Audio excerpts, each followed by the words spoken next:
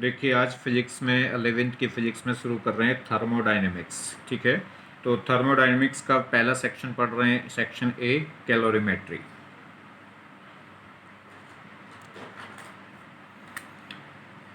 तो देखिए थर्मोडायनेमिक्स में सेक्शन ए पढ़ रहे हैं कैलोरीमेट्री। कैलोरीमेट्री में क्या है, सबसे पहले देखिए हीट समझिए। हीट क्या है, एक एनर्जी की फॉर्म है। ठीक है, हीट एनर्जी क्या है, डिफरेंट डिफरेंट फॉर्म में क्या हो सकती है, कन्वर्ट हो सकती है या ट्रांसफर हो सकती है एक बॉडी से दूसरी बॉडी को। तो हीट क्या है, एनर्जी है। Energy is transit due to the temperature difference. ठीक है, किन्हीं भी बॉडी में किन्हीं दो डिफरेंट बॉडी के बीच में, किन्हीं भी दो बॉडियों के बीच में जो एनर्जी है वो हीट की फॉर्म में ट्रांसफर हो सकती है। कब? जब उन दोनों बॉडियों का टेम्परेचर क्या हो, डिफरेंट हो। या इसको दूसरी लैंग्वेज में कहें कि दो बॉडियों के बीच में एनर्जी ट्रांसफर हो सकती है हीट की फॉर्म में अगर उनका टेम्परेचर क्या हो, डिफरेंट हो। तो दो ऐसे ऑब्जेक्ट जिनका टेम्परेचर क्या हो, डिफरेंट, तो उनके बीच में जो एनर्जी ट्रांसफर होगी वो किसकी फॉर्म में होगी, हीट की फॉर्म में। अगर मान लीजिए हमारे पास एक एक ऑब्जेक्ट है ए और एक ऑब्जेक्ट है बी। ए का अगर टेम्परेचर हाई है किससे, बी से, तो ए से जो एनर्जी है वो बी पे क्या होगी, ट्रांसफर होगी किसकी फॉर्म में, हीट की फॉर्म में। तो एनर्जी ए से जाएगी, ए से ट्रांसफर होकर कहाँ चली जाएगी, बी में, और किसकी फॉर्म में जाएगी, हीट की फॉर्म में। चलिए, तो देखिए अगर ए ऑब्जेक्ट का टेम्परेचर क्या था, ज़्यादा था किससे, बी से, तो हीट जो ट्रांसफर हो रही थी वो क्या हो रही थी, ए से, यानी कि जो एनर्जी है वो ए से बी को ट्रांसफर हो रही थी किसकी फॉर्म में, हीट की फॉर्म में। एक बड़ी इंपॉर्टेंट बात है, जब एनर्जी हीट की फॉर्म में ट्रांसफर हो रही high temperature to low temperature body, तो जो बी यानी कि जो हीट है वो ए से बी को ट्रांसफर हो रही, तो बी की जो हीट है वो क्या इंक्रीज होगी, नहीं, बी की हीट इंक्रीज नहीं होगी, बी ऑब्जेक्ट की इंटरनल एनर्जी क्या हो जाएगी, इंक्रीज। तो ध्यान रखना है, बी की इंटरनल एनर्जी बढ़ जाएगी, यानी उसकी हीट नहीं बढ़ेगी। तो क्या क्वेश्चन क्वेश्चन ये पूछ सकता है कि क्या बी की हीट बढ़ गई, तो नहीं, बी की हीट नहीं बढ़ी, तो फिर क्या बढ़ा, बी की इंटरनल एनर्जी बढ़ी। ठीक है, हीट तो एक मोड था, एक फॉर्म थी किसकी, एनर्जी की। तो ध्यान रखिए, तो हीट ट्रांसफर करे या कुछ भी ट्रांसफर करे तो ऑब्जेक्ट की या तो यानी कि एनर्जी, इंटरनल एनर्जी बढ़ती है या घटती है, हीट न चेंज होगी ना डिक्रीज होगी। ठीक है, चलिए बात करते हैं स्पेसिफिक हीट की। स्पेसिफिक हीट या हीट कैपेसिटी क्या होती है। देखिए किसी भी सब्सटेंस का टेम्परेचर 1 डिग्री इंक्रीज करने में, कौन सी डिग्री, डिग्री सेंटीग्रेड हो या केल्विन हो, किसी भी सब्सटेंस का टेम्परेचर 1 डिग्री इंक्रीज करने में जो हीट रिक्वायर्ड होती है, जो एनर्जी रिक्वायर्ड होती है, उसे क्या बोलते हैं, हीट कैपेसिटी। और स्पेसिफिक वर्ड लगा दें, तो स्पेसिफिक वर्ड का मतलब होता है पर ग्राम के लिए। किसी भी सब्सटेंस के 1 ग्राम का टेम्परेचर 1 डिग्री या कह सकते हैं 1 यूनिट इंक्रीज करने में जो हीट रिक्वायर्ड होगी उसे बोलते हैं हीट कैपेसिटी। समझ में आ गई बात। तो स्पेसिफिक जैसी लग जाएगा तो उसका मतलब हो गया पर ग्राम। तो पर ग्राम सब्सटेंस का टेम्परेचर 1 डिग्री या कह सकते हैं 1 यूनिट इंक्रीज करने में जो एनर्जी रिक्वायर्ड होगी उसे बोलते हैं हीट कैपेसिटी। अच्छा, केल्विन में इंक्रीज करिए या डिग्री सेंटीग्रेड में इंक्रीज करिए वो एक ही बात होगी, कैसे होगी सेम बात अभी बात करेंगे। तो क्या हुई डेफिनेशन स्पेसिफिक हीट की, the amount of heat required to raise the temperature of unit mass मतलब 1 kg mass substance, 1 unit mass substance through unit degree किस में हो, केल्विन में हो या डिग्री सेंटीग्रेड में हो। हाँ, अगर वो अब अलग बात है कि कैलोरीमेट्री में जब हम न्यूमेरिकल सोल्व करेंगे तो हम टेम्परेचर किस में लेके चलेंगे, डिग्री सेंटीग्रेड में। ठीक है, चलिए खैर, तो जो S होगा specific heat, S is equal to होगी कितनी हीट रिक्वायर्ड हुई, पर मास है तो यानी कि डिवाइडेड बाय m, और पर डिग्री यूनिट टेम्परेचर मतलब डिवाइडेड बाय डेल्टा थीटा, जहां पे डेल्टा थीटा क्या है, चेंज इन टेम्परेचर। तो देखिए Q क्या है, हीट रिक्वायर्ड है, और पर मास के लिए है तो डिवाइडेड बाय क्या हो जाएगा m, और पर यूनिट केल्विन के लिए है तो डिवाइडेड बाय क्या हो जाएगा, डेल्टा थीटा। तो जहां पे वेयर S तो क्या हो गई स्पेसिफिक हीट, Q क्या हो गई जो हीट रिक्वायर्ड है किसी भी सब्सटेंस का टेम्परेचर इंक्रीज करने में, M क्या हो गया उसका टोटल मास हो गया, और डेल्टा थीटा क्या हो गया, चेंज इन टेम्परेचर। जैसे अगर हम बात करें, देखिए टेम्परेचर हमारे पास क्या है, हमने टेम्परेचर किसी भी सब्सटेंस का टेम्परेचर 15 डिग्री सेंटीग्रेड से बढ़ा के कितना कर दिया, 16 डिग्री सेंटीग्रेड। तो यहाँ पे जो डिफरेंस आया डेल्टा थीटा का वो कितना आया, 1 डिग्री सेंटीग्रेड। ये ऐसे हम केल्विन में कन्वर्ट कर लें, चलिए हम इसको केल्विन में कन्वर्ट कर लें। 15 डिग्री सेंटीग्रेड को अगर मैं केल्विन में कन्वर्ट करूंगा तो इसमें ऐड कर देंगे कितना, 273, तो आ जाएगा 288 केल्विन। ऐसे 16 डिग्री सेंटीग्रेड को जब हम केल्विन में कन्वर्ट करेंगे तो इसमें भी 273 ऐड करेंगे तो कितना हो जाएगा, 289। तो अगर यहाँ पे भी डिफरेंस देखें तो यहाँ पे भी डिफरेंस कितना आ जाएगा, 1 केल्विन। तो इसका मतलब यूनिट पे डिपेंड नहीं कर रहा कि जो टेम्परेचर में चेंज है वो 1 यूनिट होना चाहिए, क्योंकि यहाँ पे इसलिए थीटा यूज नहीं कर रहे थे, डेल्टा थीटा यूज कर रहे हैं। डेल्टा थीटा का मतलब है डिफरेंस, और डिफरेंस चाहे वो केल्विन में हो चाहे डिग्री सेंटीग्रेड में हो 1 होना चाहिए। तो इसलिए यूनिट पे डिपेंड नहीं करेगा, चाहे आप केल्विन में ले लो, चाहे पर डिग्री सेंटीग्रेड लिख दो, चाहे पर डिग्री केल्विन लिख दो, एक ही बात है। चलिए, तो जो एग्जाम्पल अगर हम बात करें तो S इजिकल टू क्या हो गया था, स्पेसिफिक हीट हो गई थी Q upon total mass divided by into delta theta, यानी कि टोटल हीट को या टोटल एनर्जी को डिवाइड करेंगे किससे, टोटल मास से, और डिवाइड करेंगे टोटल चेंज इन टेम्परेचर। ठीक है, जहां पर अगर हम m की वैल्यू क्या ले लें, 1 ग्राम, और डेल्टा थीटा कितना ले लें, 1 यूनिट। 1 यूनिट यानी कि 1 डिग्री सेंटीग्रेड या 1 केल्विन। तो अगर यहाँ पे m की वैल्यू 1 हो गई और डेल्टा थीटा की वैल्यू 1 हो गई तो ये पूरा क्या हो जाएगा, 1। तो जो S है वो किसके इक्वल हो जाएगा, Q के। तो किसी भी सब्सटेंस को, तो डेफिनेशन क्या बनी, वही डेफिनेशन बन गई कि किसी भी सब्सटेंस के 1 ग्राम का, किसी भी सब्सटेंस के 1 ग्राम का टेम्परेचर 1 यूनिट इंक्रीज करने में जो हीट रिक्वायर्ड होगी उसे क्या बोलेंगे, स्पेसिफिक हीट। देखिए बन गई डेफिनेशन। चलिए, तो यहां से S इजिकल टू क्या हो गया था, Q upon M into delta theta. यहाँ पे थीटा एंगल नहीं है, थीटा क्या है यहाँ टेम्परेचर, और डेल्टा थीटा क्या है, चेंज इन टेम्परेचर। तो यहां से अगर मैं Q निकालूंगा तो Q क्या फॉर्मूला क्या हो जाएगा, M S into delta theta. तो ये फॉर्मूला हुआ हीट का। तो हीट इजिकल टू हो गया, M हो गया मास ऑफ सब्सटेंस, S हो गई स्पेसिफिक हीट, और डेल्टा थीटा हो गया चेंज इन टेम्परेचर। चलिए, एक दूसरी टर्म्स है लेटेंट हीट। ध्यान दीजिए, ये जो हीट है, जब भी हम स्पेसिफिक हीट का यूज करेंगे तो ये हीट कब यूज होगी, ये जो Q है ये वाला फॉर्मूला कब यूज होगा, ये फॉर्मूला यूज जब होगा जब हम क्या कर रहे हैं, सब्सटेंस का टेम्परेचर क्या कर रहे हैं, चेंज कर रहे हैं। अगर टेम्परेचर चेंज करने में जो हीट रिक्वायर्ड हो रही है, या टेम्परेचर डाउन कर रहे हैं तो रिलीज होगी। देखिए टेम्परेचर बढ़ा रहे हैं तो रिलीज होगी, और टेम्परेचर डाउन कर रहे हैं तो अगर टेम्परेचर बढ़ा रहे हैं तो रिक्वायर्ड होगी, और टेम्परेचर रिलीज कर रहे हैं मतलब हीट अगर क्या करा हमने, टेम्परेचर बढ़ाया तो हीट रिक्वायर्ड होगी, और टेम्परेचर घटा रहे हैं तो हीट रिलीज होगी। ठीक है, तो ये फॉर्मूला कब लगेगा, जब सब्सटेंस का टेम्परेचर क्या कर रहा है, वेरी कर रहा है। ठीक है, चलिए, लेटेंट हीट। लेटेंट हीट क्या होती है, किसी भी सब्सटेंस का जब हम क्या करते हैं, स्टेट चेंज करते हैं, किसी भी सब्सटेंस का स्टेट जब हम चेंज करते हैं, मतलब सॉलिड से लिक्विड में या लिक्विड से किसमें, गैस में। ठीक है, जब हम क्या करते हैं उसकी स्टेट चेंज करें, तो स्टेट जब चेंज करते हैं तो स्टेट चेंज करने में जो हीट रिक्वायर्ड होती है उसे बोलते हैं लेटेंट हीट।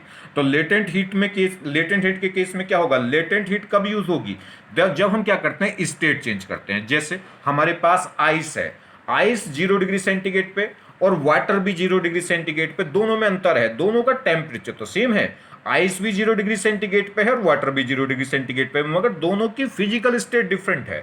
आइस तो सॉलिड फॉर्म में है और 0 डिग्री सेंटीग्रेड पे जो वाटर है वो किस में है, लिक्विड फॉर्म में है। तो आप वो 0 डिग्री सेंटीग्रेड आइस को 0 डिग्री सेंटीग्रेड वाटर में कन्वर्ट करने के लिए जो हीट रिक्वायर्ड होगी उसे बोलते हैं लेटेंट हीट। तो लेटेंट हीट कब यूज होती है, जब स्टेट चेंज होती है, और जब स्टेट चेंज होती है तब टेम्परेचर चेंज नहीं होता। तो अगर टेम्परेचर चेंज करने में हीट जा रही तो स्पेसिफिक हीट, और टेम्परेचर और स्टेट चेंज करने में हीट जा रही तो कौन सी, लेटेंट हीट। तो लेटेंट हीट क्या हुई, the amount of heat required to convert the phase कह सकते हैं या स्टेट कह सकते हैं, of a matter is defined as latent heat. तो किसी भी मैटर की स्टेट चेंज करने में या कह सकते हैं फेस चेंज करने में जो हीट रिक्वायर्ड होती है उसे क्या बोलते हैं, लेटेंट हीट। मैटर मतलब ऐसा सब्सटेंस जिसमें कुछ मास हो और जो कुछ क्या करे, वॉल्यूम को ऑक्यूपाई करे, कुछ वॉल्यूम घेरे, उसे बोलते हैं मैटर। चलिए, अब लेटेंट हीट के भी 2 केस हैं। लेटेंट हीट ऑफ फ्यूजन, मतलब सॉलिड से लिक्विड, सॉलिड फॉर्म से लिक्विड फॉर्म में लाने के लिए जो हीट रिक्वायर्ड होगी उसे बोलते हैं latent heat of fusion. Fusion हो रहा है यानी कि बर्फ को हम क्या करें, लिक्विड फॉर्म में ले जाएं, मगर टेम्परेचर वही रहेगा, बर्फ का टेम्परेचर 0 और पानी का भी टेम्परेचर क्या रहेगा, 0। तो टेम्परेचर वही रहेगा मगर स्टेट बदल गई होगी, सॉलिड से क्या हो गया होगा, लिक्विड। तो इसे क्या बोलेंगे, जब सॉलिड से लिक्विड पे ले जाएंगे तो उसमें जो हीट रिक्वायर्ड होगी उसे बोलेंगे लेटेंट हीट ऑफ फ्यूजन। देखिए नेक्स्ट दूसरा लेटेंट, दूसरी है latent heat of vaporization. Vaporization मतलब आप क्या करें, लिक्विड फॉर्म से गैस फॉर्म में, किसी भी सब्सटेंस को लिक्विड फॉर्म से गैस फॉर्म में ले जाने के लिए जो हीट रिक्वायर्ड होगी, कौन सी, लेटेंट हीट, उसे बोलेंगे लेटेंट हीट ऑफ वेपराइजेशन। जैसे ये हमारे पास लिक्विड वाटर है और लिक्विड वाटर को वेपर वाटर में बदलना मतलब स्टीम में, ठीक है। तो पानी से किस में ले जाना है, स्टीम में ले जाने के, भाप में, भाप मतलब गैस फॉर्म और पानी मतलब लिक्विड फॉर्म। तो इसमें क्या होगा, कोई भी पानी वेपर में कन्वर्ट होना कब स्टार्ट होता है, जब वो अपने बॉइलिंग पॉइंट पे आ जाए, और बॉइलिंग पॉइंट उसका क्या होगा, 100 डिग्री सेंटीग्रेड। तो यहाँ भी लिक्विड जो है, वो जो पानी है वो भी 100 डिग्री सेंटीग्रेड पे है, और जो स्टीम है यानी कि भाप, वो भी क्या है, 100 डिग्री सेंटीग्रेड पे है। तो जैसे लिक्विड पानी का टेम्परेचर बढ़ाते बढ़ाते बढ़ाते जैसे हम क्या करेंगे, 100 डिग्री सेंटीग्रेड पाएगा, तो उसके बाद जब ये टेम्परेचर, पानी का टेम्परेचर 100 डिग्री सेंटीग्रेड आएगा, उसके बाद अगर आप इसको हीट दोगे तो वो हीट क्या करेगी, अब इसका टेम्परेचर नहीं बढ़ाएगी, वो जो हीट है वो कहां जाएगी, इसका टेम्परेचर चेंज करने में नहीं जाएगी, वो सिर्फ और सिर्फ अब क्या करेगी, इसका स्टेट चेंज करने में जाएगी। और स्टेट चेंज मतलब इसको पिघलाने में जाएगी, या कह सकते हैं इसको वेपर में कन्वर्ट करने में जाएगी। तो अब ये क्या होगा, जब तक जैसे ये पानी 100 डिग्री सेंटीग्रेड पे पहुंच जाएगा, तो उसके बाद अगर आप इसको हीट दोगे तो वो सारी की सारी हीट इसे लिक्विड से गैस फॉर्म में कन्वर्ट करने में जाएगी। और जब तक वो हीट क्या है इसकी, यानी कि लिक्विड से गैस फॉर्म में कन्वर्ट करने में जाती रहेगी, जब तक ये सारा पानी किस में, गैस फॉर्म में कन्वर्ट ना हो जाए। और जैसे ये सारा का सारा गैस फॉर्म में कन्वर्ट हो जाएगा, उसके बाद अगर आप इसको हीट दोगे तो फिर वो क्या होगी, इसकी टेम्परेचर बढ़ाने में जाएगी, फिर टेम्परेचर 100 डिग्री सेंटीग्रेड से बढ़ के 101 हो जाएगा, 102, 103, ठीक है। तो इस दौरान जब क्या है, इसका ये लिक्विड फॉर्म से अपनी गैस फॉर्म में जा रहा है, तो लिक्विड फॉर्म से गैस फॉर्म में जाने के लिए जो हीट जा रही है उसे क्या बोलेंगे, लेटेंट हीट ऑफ वेपराइजेशन, ठीक है। इसका फॉर्मूला क्या होता है हीट का, लेटेंट हीट का फॉर्मूला होगा मास इनटू ये एल। एल क्या है, latent heat of, latent heat, ठीक है।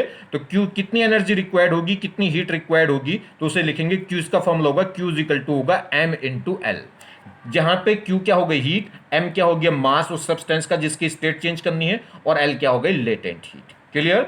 बड़ी इंपॉर्टेंट बात है, ध्यान रखना, जब भी हम क्या करते हैं वाटर को, यानी कि बर्फ से पानी में ले जाएंगे, मतलब सॉलिड से लिक्विड में ले जाएंगे, सॉलिड फॉर्म से लिक्विड फॉर्म में ले जाएंगे, या कह सकते हैं बर्फ किसको, पानी को सॉलिड फॉर्म से किसमें, लिक्विड फॉर्म में ले जाएंगे, ऐसे कहिए बर्फ से पानी बनाएंगे, तो उसके लिए लेटेंट हीट कितनी होती है, 80 कैलोरी पर ग्राम, ठीक है। मतलब 1 ग्राम बर्फ को पानी में कन्वर्ट करने के लिए कितनी हीट रिक्वायर्ड होगी, कितनी लेटेंट हीट रिक्वायर्ड होगी, 80 कैलोरी, ठीक।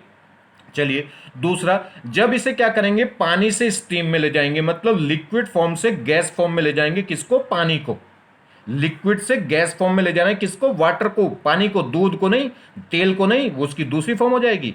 तो पानी के लिए जो लेटेंट हीट है, किसमें लेटेंट, ये तो हो गई लेटेंट हीट ऑफ फ्यूजन, और ये पानी के लिए हो जाएगी लेटेंट हीट ऑफ वेपराइजेशन, जब लिक्विड फॉर्म से किसमें ले जा रहा हूं, गैस फॉर्म में ले जा रहा हूं, यानी कि पानी से स्टीम फॉर्म में ले जा रहा हूं। देखिए पानी की सॉलिड फॉर्म को बोल देते हैं आइस यानी कि बर्फ, ठीक, और पानी की लिक्विड फॉर्म को बोल देते हैं पानी, और पानी की स्टीम यानी कि गैस फॉर्म को बोल देते हैं स्टीम या भाप, ठीक है।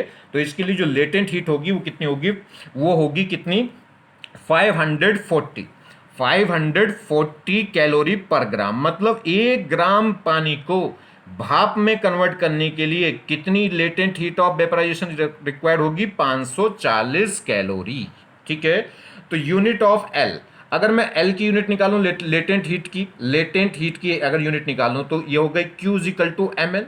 तो यहां से अगर क्यू क्या है, क्यू तो क्या है, एनर्जी मतलब कैलोरी, यानी कि हीट या एनर्जी एक ही बात है, तो वो क्या हो गई कैलोरी, और एम क्या हो गया मास मतलब ग्राम, ठीक, और एल क्या है लेटेंट हीट है जिसकी यूनिट मुझे निकालनी, तो एल इज इक्वल टू क्या हो गया कैलोरी पर ग्राम, तो इसलिए लेटेंट हीट की यूनिट क्या आ रही, कैलोरी पर ग्राम। क्लियर। अब इसमें चैप्टर को आगे पढ़ने से पहले तीन बातें ध्यान रखनी है। पहली बात, इंपॉर्टेंट पॉइंट क्या है, जैसे Q इज इक्वल टू, जब भी किसी सब्सटेंस का टेम्परेचर चेंज हो रहा है तो Q का फॉर्मूला क्या होगा, Q इज इक्वल टू होगा ms डेल्टा T, जहां m है मास, s है क्या है स्पेसिफिक हीट, और डेल्टा T क्या है चेंज इन टेम्परेचर, ठीक, पहली बात। और दूसरी खास बात मतलब क्या है इसमें, जहां टेम्परेचर क्या है यानी कि डेल्टा थीटा, तो क्या है चेंज इन टेम्परेचर। अब बात ध्यान दीजिए, अब ये जो Q is equal to M C delta T है, ये कब लगेगा, जब टेम्परेचर चेंज हो रहा हो, तो ये फॉर्मूला कब लगेगा, जब टेम्परेचर क्या हो, चेंज हो। अब ये जो स्पेसिफिक हीट है ये पर्टिकुलर सब्सटेंस के लिए क्या होगी, सेम होगी, फिक्स होगी, मतलब किसी पर्टिकुलर सब्सटेंस के लिए फिक्स्ड होती है ये, ठीक। अब वो वैल्यू क्या होगी, जनरली हमारे यहाँ जो कैलकुलेशन आएंगी, जो क्वेश्चन आएंगे उनमें वाटर आएगा, यानी कि H2O आएगा, तो H2O के लिए स्पेसिफिक हीट जाननी पड़ेगी, ठीक है। कोई वाटर के अलावा कोई अदर सब्सटेंस देगा तो फिर वो स्पेसिफिक हीट आंसर क्वेश्चन में देगा, ठीक है। चलिए, तो वाटर के लिए आपको ध्यान रखिए, वाटर के लिए याद होनी चाहिए, वाटर के लिए वो नहीं भी दे सकता क्योंकि एक स्टैंडर्ड वैल्यू है। तो वाटर के लिए यानी कि स्पेसिफिक हीट देखूं वाटर के लिए, तो वाटर के लिए, वाटर मतलब जब ये लिक्विड फॉर्म में है, यानी कि लिक्विड फॉर्म से जब ये लिक्विड फॉर्म में है तो इसके लिए स्पेसिफिक हीट पानी के लिए कितनी होती है, 1 कैलोरी पर ग्राम पर डिग्री सेंटीग्रेड, क्योंकि स्पेसिफिक हीट है तो इसकी यूनिट क्या हो जाएगी, देखिए Q upon M into delta T, यानी कि Q तो हो गया कैलोरी और अपॉन M हो गया यानी कि ग्राम और अपॉन में डेल्टा टी यानी कि डिग्री सेंटीग्रेड।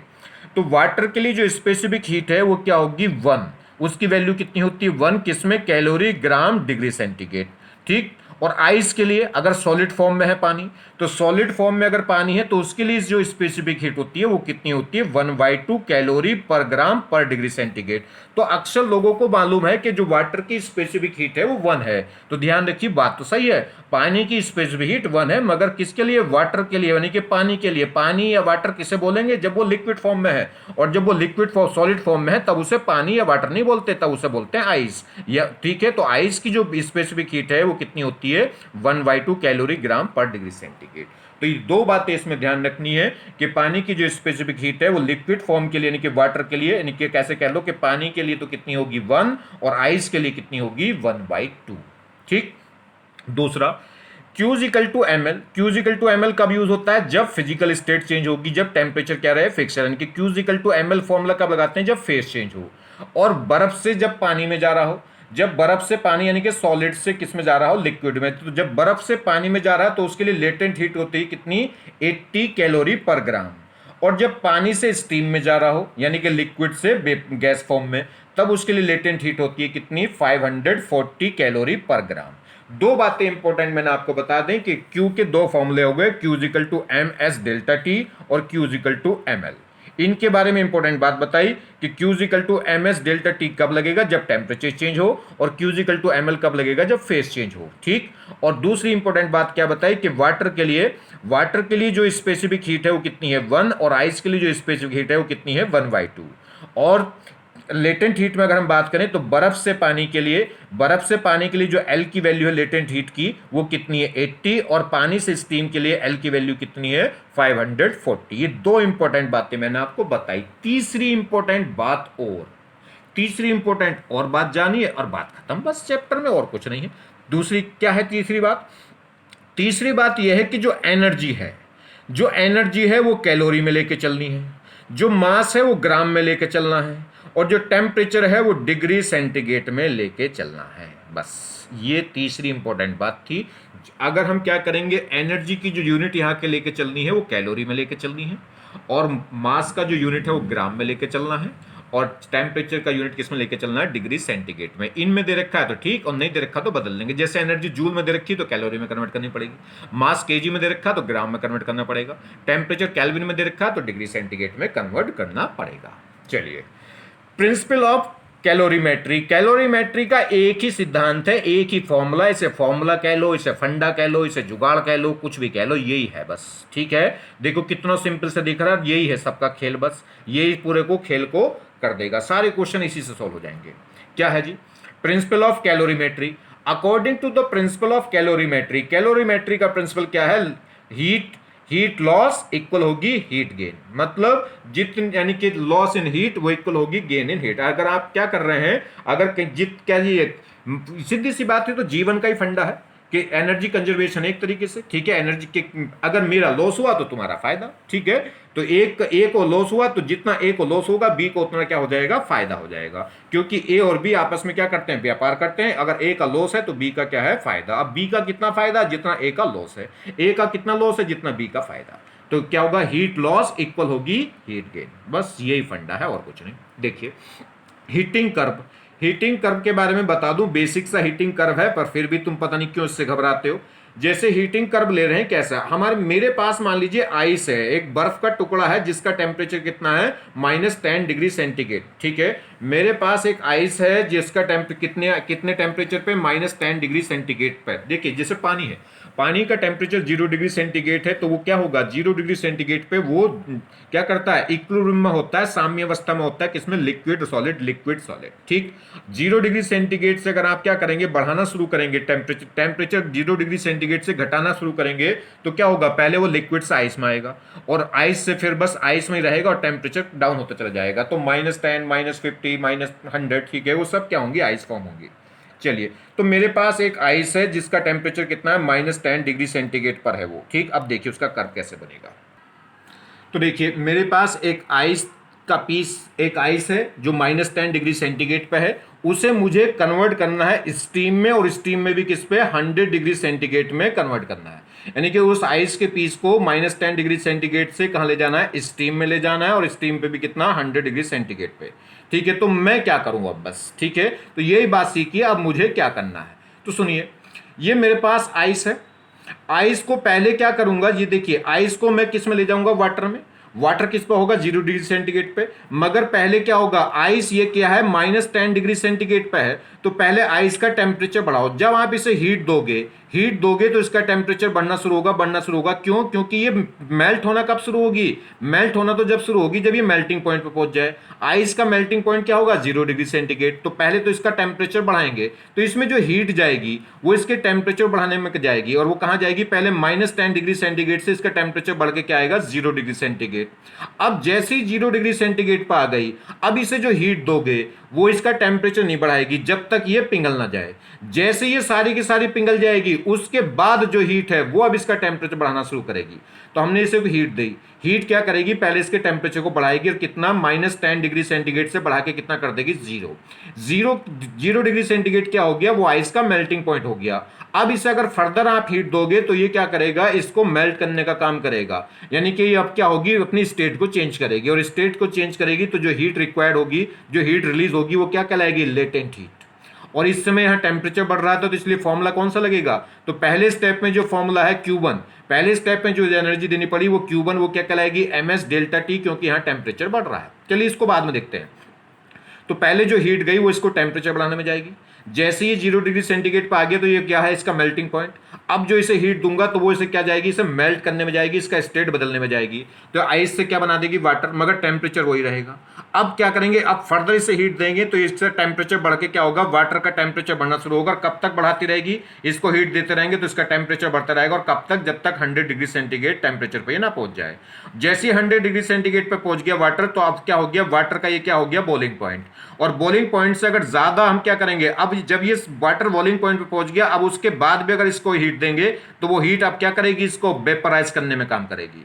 टेम्परेचर नहीं बढ़ाएगी, टेम्परेचर 100 से 100 रहेगा, मगर स्टेट बदल देगी, लिक्विड फॉर्म से किस में आ जाएगी, गैस फॉर्म में। ठीक है, तो ये प्रोसीजर है। तो जब पहले केस में जो हीट गई वो क्या कर रही, टेम्परेचर को बढ़ा रही। तो ये मान लीजिए पहले स्टेप में हमने कितनी हीट दी, Q1, तो Q1 होगी कितनी, ms डेल्टा टी। तो कौन सा फॉर्मूला लगेगा, ms डेल्टा टी, क्योंकि टेम्परेचर चेंज हो रहा है। अब दूसरे केस में जो हीट दी, मान लो जो Q2 है, तो वो Q2 होगी कितनी, m इंटू एल होगी, क्योंकि अब टेम्परेचर चेंज नहीं हो रहा, अब सिर्फ स्टेट चेंज हो रही है, तो वो लेटेंट हीट की फॉर्म में आएगी, m इंटू एल। अब फिर क्या करूंगा, फिर जो थर्ड नंबर पे जो हीट दी तो वो Q3, वो क्या होगी, फिर टेम्परेचर चेंज हो रहा है, अब वाटर का टेम्परेचर चेंज हो रहा है, वहां पे आइस का टेम्परेचर चेंज हो रहा था। तो अब यहाँ पे फिर जो Q3 है वो ms डेल्टा टी की फॉर्म में होगी। अब उसके बाद जब फोर्थ नंबर पे हीट देंगे तो वो क्या करेगी, फिर इसकी वाटर की क्या करेगी, वाटर को क्या करेगी, स्टेट चेंज करने में जाएगी। तो स्टेट चेंज करने में जाएगी तो क्या होगी, लेटेंट हीट। तो इस केस में Q4 कितना होगा, ml। तो जो टोटल हीट हमने सप्लाई करी है सिस्टम को वो हो गई Q1 plus Q2 plus Q3 plus Q4। यही मुझे लाना था फाइनल प्रोडक्ट। ये तो इनिशियल ये था मेरे पास रिएक्टेंट, और फाइनल प्रोडक्ट क्या था, स्टीम 100 डिग्री सेंटीग्रेड। यही तो कह था कि आइस का एक टुकड़ा है जिसको -10 डिग्री सेंटीग्रेड से कहाँ ले जाना, स्टीम में ले जाना 100 डिग्री सेंटीग्रेड पे। तो इसमें 4 प्रोसेस यूज हुए, 2 लेटेंट वाले और 2 क्या है, टेम्परेचर चेंज करने वाले। ठीक है, तो जो टोटल हीट रिक्वायर्ड हो गई वो Q1 plus Q2 plus Q3 plus Q4। ठीक है, ये Q1 कितनी थी, ms डेल्टा टी, ये भी कितनी थी, ms डेल्टा टी। ये ms डेल्टा टी किसकी, आइस की, ये ms डेल्टा टी किसकी, वाटर की। और ये क्या है, ये लेटेंट हीट ऑफ क्या थी, फ्यूजन, और ये लेटेंट हीट ऑफ वेपराइजेशन। अब इसका कर्व देखें, कर्व भी बड़ा इंपॉर्टेंट है। देखिए बड़ा ही आसान सा है, बड़ा मजेदार कर्व है। देखिए ये मेरे पास टेम्परेचर, इधर क्या है टेम्परेचर है और इधर क्या है एनर्जी है। जैसे जैसे मैं हीट बढ़ाऊंगा यानी कि एनर्जी बढ़ाऊंगा, देखिए आइस पहले यहाँ थी, टेम्परेचर कितना था, ये 0 है, ये ऊपर प्लस का है, ये नीचे है किसमें, डिग्री सेंटीग्रेड में। आइस का जो टेम्परेचर था -10 डिग्री सेंटीग्रेड था, तो आइस यहाँ थी। अब जैसे मैं इसको क्या करूंगा, हीट बढ़ाना शुरू करूंगा, हीट बढ़ाना शुरू करूंगा, तो ये जो हीट है क्या करेगी, इसके टेम्परेचर को बढ़ाएगी, और टेम्परेचर बढ़ाते बढ़ाते बढ़ाते कहाँ लाएगी, 0 डिग्री सेंटीग्रेड पे। तो यहां से लेकर यहां तक के स्टेप में जो भी हीट गई, वो हीट क्या कर रही है, क्या काम कर रही है, इसके टेम्परेचर को बढ़ाने का काम कर रही है। और जैसे ही इसका टेम्परेचर 0 डिग्री सेंटीग्रेड पर आ गया, तो ये इसका क्या है, आइस का मेल्टिंग पॉइंट है। अब इसे अगर आप हीट दोगे, अब अगर इसे हीट दोगे, तो वो हीट क्या करेगी, इसका टेम्परेचर बढ़ाने में नहीं जाएगी, वो सिर्फ और सिर्फ क्या करेगी, इसकी स्टेट को चेंज करेगी। तो जब यहां पे क्या होगा, ट्रांजिशन स्टेट होगी, यानी कि कह सकते हैं फेस ट्रांजिशन होगा। तो यहां पे फेस क्या होगा, चेंज, और ये क्या होगी, धीरे धीरे सॉलिड से किस में जाने लगेगी, लिक्विड में, यानी कि आइस से क्या हो जाएगा, वाटर पे। अब टेम्परेचर चेंज नहीं होगा। तो जो हीट गई है वो सिर्फ और सिर्फ क्या करेगी, स्टेट चेंज करने का काम करेगी, टेम्परेचर बढ़ाने का काम नहीं करेगी। और जैसे ये सारा का सारा मेल्ट हो जाएगा, तो अब उसके बाद अगर आप इसे हीट दोगे, तो वो फिर टेम्परेचर बढ़ाने में जाएगी, तो अब वो फिर टेम्परेचर बढ़ना शुरू हो गया। ठीक है, तो टेम्परेचर फिर बढ़ना शुरू हो गया। टेम्परेचर बढ़ते बढ़ते बढ़ते जैसे ही अपने मेल्टिंग पॉइंट पे पहुंच जाएगा, वो बॉइलिंग पॉइंट पे, तो बॉइलिंग पॉइंट पे जैसे ही पहुंचा, तो वाटर का बॉइलिंग पॉइंट कितना होता है, 100 डिग्री सेंटीग्रेड। अब उसके बाद अगर आप इसे हीट दोगे, तो फिर क्या होगी, फिर स्टेट चेंज होगी, फिर फेस क्या होगा, चेंज। अब ये लिक्विड से किस में चला जाएगा, गैस फॉर्म में, यानी कि वाटर से स्टीम में, मगर टेम्परेचर वही रहेगा 100 से 100। इसके बाद भी अगर इसे हीट दोगे, तो अब फिर टेम्परेचर बढ़ेगा। अब स्टीम क्या होगा, स्टीम का टेम्परेचर फिलहाल 100 डिग्री सेंटीग्रेड है, तो उसके बाद फिर क्या होने लगेगा, टेम्परेचर बढ़ने लगेगा, और फेस क्या ऐसी रहेगी, स्टीम, तो ये फिर ग्राफ ऊपर जाएगा। क्लियर हो गई बात। तो पहले टेम्परेचर बढ़ाने में, फिर किस में जाएगा, फेस चेंज करने में, फिर टेम्परेचर बढ़ाने में, फिर फेस चेंज करने में। पहले टेम्परेचर किसका, आइस का टेम्परेचर चेंज करने में, फिर आइस को मेल्ट करने में, फिर वाटर का टेम्परेचर बढ़ाने में, फिर वाटर को वेपराइज करने में। ठीक है, अब ध्यान दीजिए, जब भी कोई भी फेस ट्रांजिशन होता है, तो वहां पे टेम्परेचर चेंज क्यों नहीं होता। जब हम हीट देते हैं, तो वो सारी की सारी हीट फेस ट्रांजिशन में क्यों जाती है, वो टेम्परेचर को क्यों नहीं बढ़ाती। जब भी फेस ट्रांजिशन होता है, वहां पे स्पेसिफिक हीट क्या हो जाती है, इनफाइनाइट। वहां पे जब जैसे फेस चेंज होता है, तो उस समय स्पेसिफिक हीट क्या हो जाती है, इनफाइनाइट। और जब स्पेसिफिक हीट इनफाइनाइट हो जाएगी, तो उस केस में टेम्परेचर चेंज क्या आता है, 0। ठीक, क्योंकि जब स्पेसिफिक हीट इन्फिनिटी होगी, तो इसका मतलब क्या है कि किसी भी सब्सटेंस का टेम्परेचर 1 डिग्री इंक्रीज करने में हमें कितनी कितनी एनर्जी चाहिए, इन्फिनिटी। और इन्फिनिटी एनर्जी तो हमारे पास अवेलेबल नहीं होगी। चलिए, तो देखिए, तो एनालिसिस ऑफ हीट कर्व, तो हीट कर्व का एनालिसिस समझ में आ गया। जैसे हमारे पास कोई आइस दी थी, उनने -10 डिग्री सेंटीग्रेड पे, तो पहले तो क्या करेंगे, इसका टेम्परेचर बढ़ा के क्या लाएंगे, 0 डिग्री सेंटीग्रेड पर आइस लाएंगे, और फिर 0 डिग्री सेंटीग्रेड से आइस को हीट एनर्जी देके क्या करेंगे, उसकी फेस ट्रांजिशन करके क्या करेंगे, आइस को वाटर में ले जाएंगे, मेल्ट करेंगे। और उसके बाद अब जब वाटर आएगा, वाटर बन जाएगा, तो फिर दोबारा से टेम्परेचर बढ़ाएंगे। अब क्या होगा, जैसे ही बॉइलिंग पॉइंट पे पहुंचेगा 100 डिग्री सेंटीग्रेड, तो फिर उसके बाद क्या होगा, ये स्टीम में जाना शुरू होगा, यानी कि वेपर में, और फिर 100 डिग्री सेंटीग्रेड।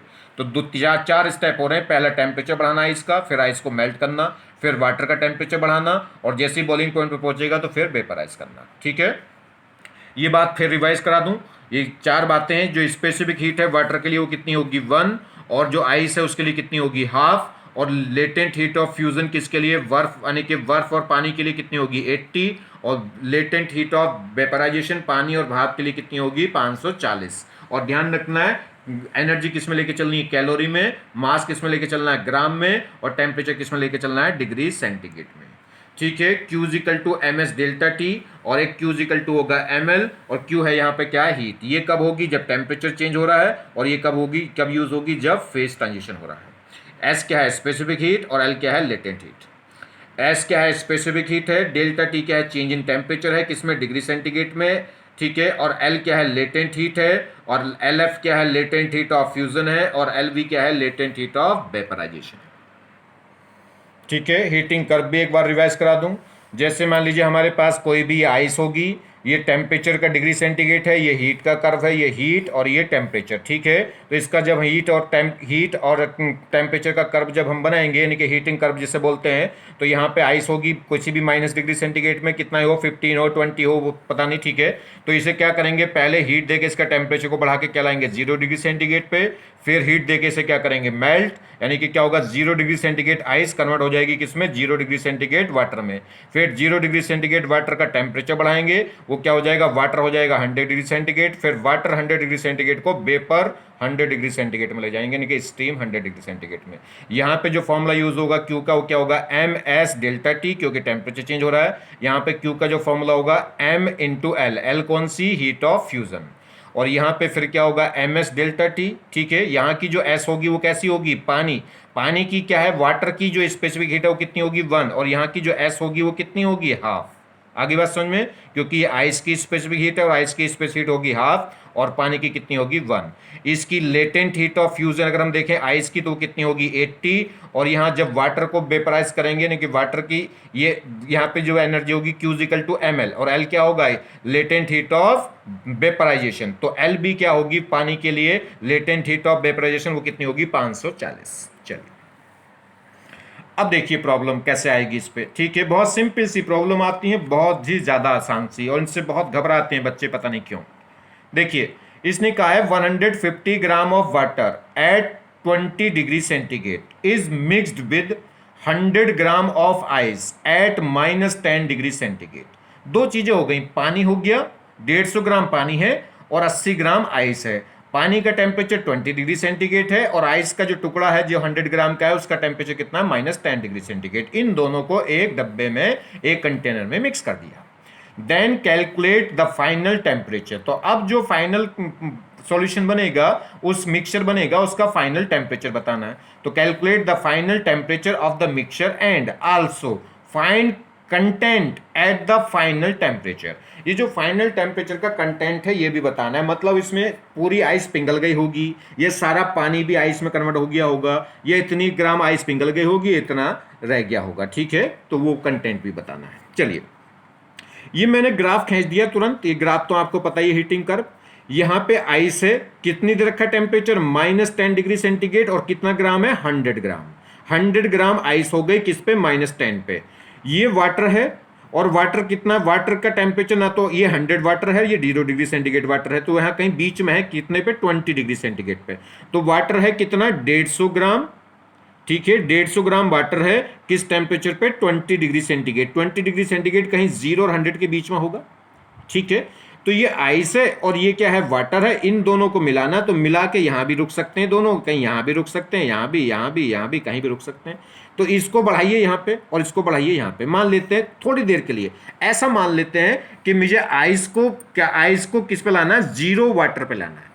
आइस को देखिए, आइस को किस पे लाना है 0 वाटर पे, 0 डिग्री सेंटीग्रेड वाटर पे लाना है, मतलब आइस को इस आइस के पीस को यहां लाना है। तो यहां लाने के लिए ये एनर्जी रिक्वायर्ड होगी प्लस ये एनर्जी रिक्वायर्ड होगी। तो ये तो आइस के टुकड़े को यहां 0 डिग्री सेंटीग्रेड वाटर पर लाने के लिए कितनी हीट रिक्वायर्ड होगी, एक तो ये वाली और एक ये वाली, प्लस वाटर के इस वाटर को भी यहां से यहां लाऊंगा। जब यहां से नीचे लाऊंगा तो एनर्जी क्या होगी रिलीज होगी, तो ये एनर्जी लॉस होगी और ये एनर्जी गेन होगी। ये दोनों क्या होनी चाहिए इक्वल होनी चाहिए। तो बस आप क्या कर लो एनर्जी गेन और एनर्जी लॉस निकाल लो। तो आइस तो क्या होगा गेन करेगा, तो हीट गेन देख लो, हीट गेन किस में आइस में। क्या कर रहा हूं ये मैं आपको बता रहा हूं, गेन किसकी कर रहा हूं मैं, आइस को कहां ले जा रहा हूं 0 वाटर में। तो पहले आइस को किस पे ले गया 0, आइस को -10 डिग्री सेंटीग्रेड से कहां ले गया 0 डिग्री सेंटीग्रेड पे। तो पहला स्टेप हीट गेन कर रहा हूं किसके लिए आइस के लिए। तो पहला स्टेप क्या है आइस किस में जाएगा आइस में जाएगा, मगर -10 डिग्री सेंटीग्रेड से 0 डिग्री सेंटीग्रेड में। और ये हीट टेम्परेचर चेंज हो रहा है और टेम्परेचर चेंज हो रहा है तो फॉर्मूला क्या लगेगा Q equal to MS delta T. M कितना है 100 ग्राम है आइस, और S क्या है आइस के लिए S कितना होता है स्पेसिफिक हीट हाफ, और टेम्परेचर में कितना चेंज है जी -10 से 0 डिग्री सेंटीग्रेड, मतलब 10 का डिफरेंस है।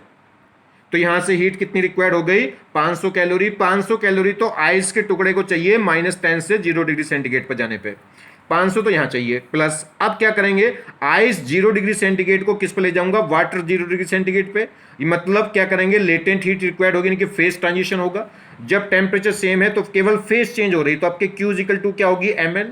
m तो क्या है, मास ऑफ आइस, वो कितना है, मास ऑफ आइस वो कितना है 100, और l क्या है, लेटेंट हीट ऑफ फ्यूजन, और आइस के लिए फ्यूजन कितनी होती है, आइस के लिए लेटेंट हीट कितनी होती है 80। तो यहां से कितना आ गया, ये आ गया 8000 कैलोरी। 8000 कैलोरी यहां और 500 कैलोरी यहां, तो कितना हो गया, 8500 कैलोरी की रिक्वायरमेंट हो रही है। तो आइस का जो टुकड़ा है वो -10 डिग्री सेंटीग्रेड से 0 वाटर पे पहुंच जाएगा अगर उसे कितनी हीट रिक्वायर्ड हो जाए, अगर कितनी हीट मिल जाए, 8500 कैलोरी, ठीक है।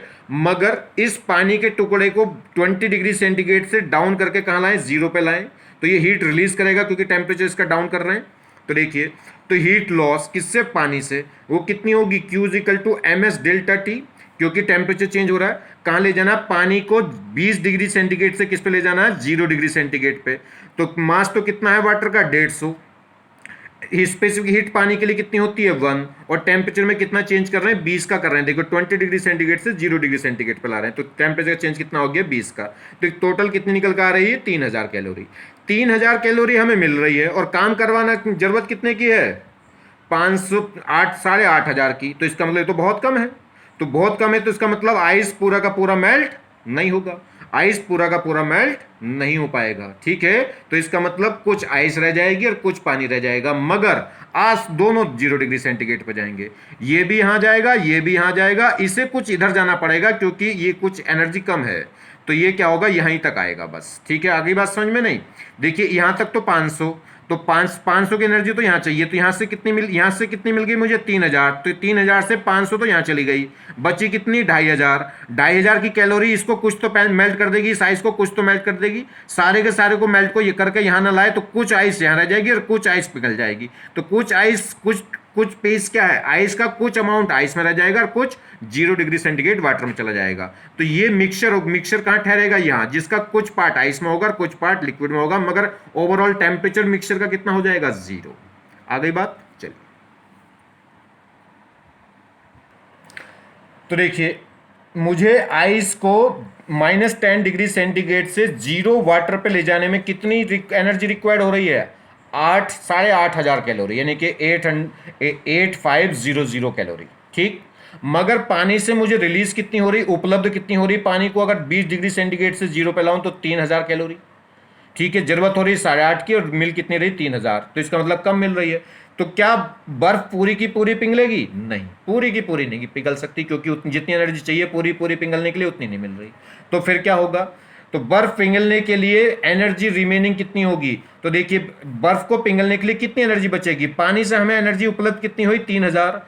500 की कैलोरी एनर्जी तो कहां चली गई, आइस के टुकड़े को -10 डिग्री सेंटीग्रेड से 0 डिग्री सेंटीग्रेड पर लाने में कितनी एनर्जी चली गई, 500। तो कितनी बच गई, 2500 कैलोरी बच गई।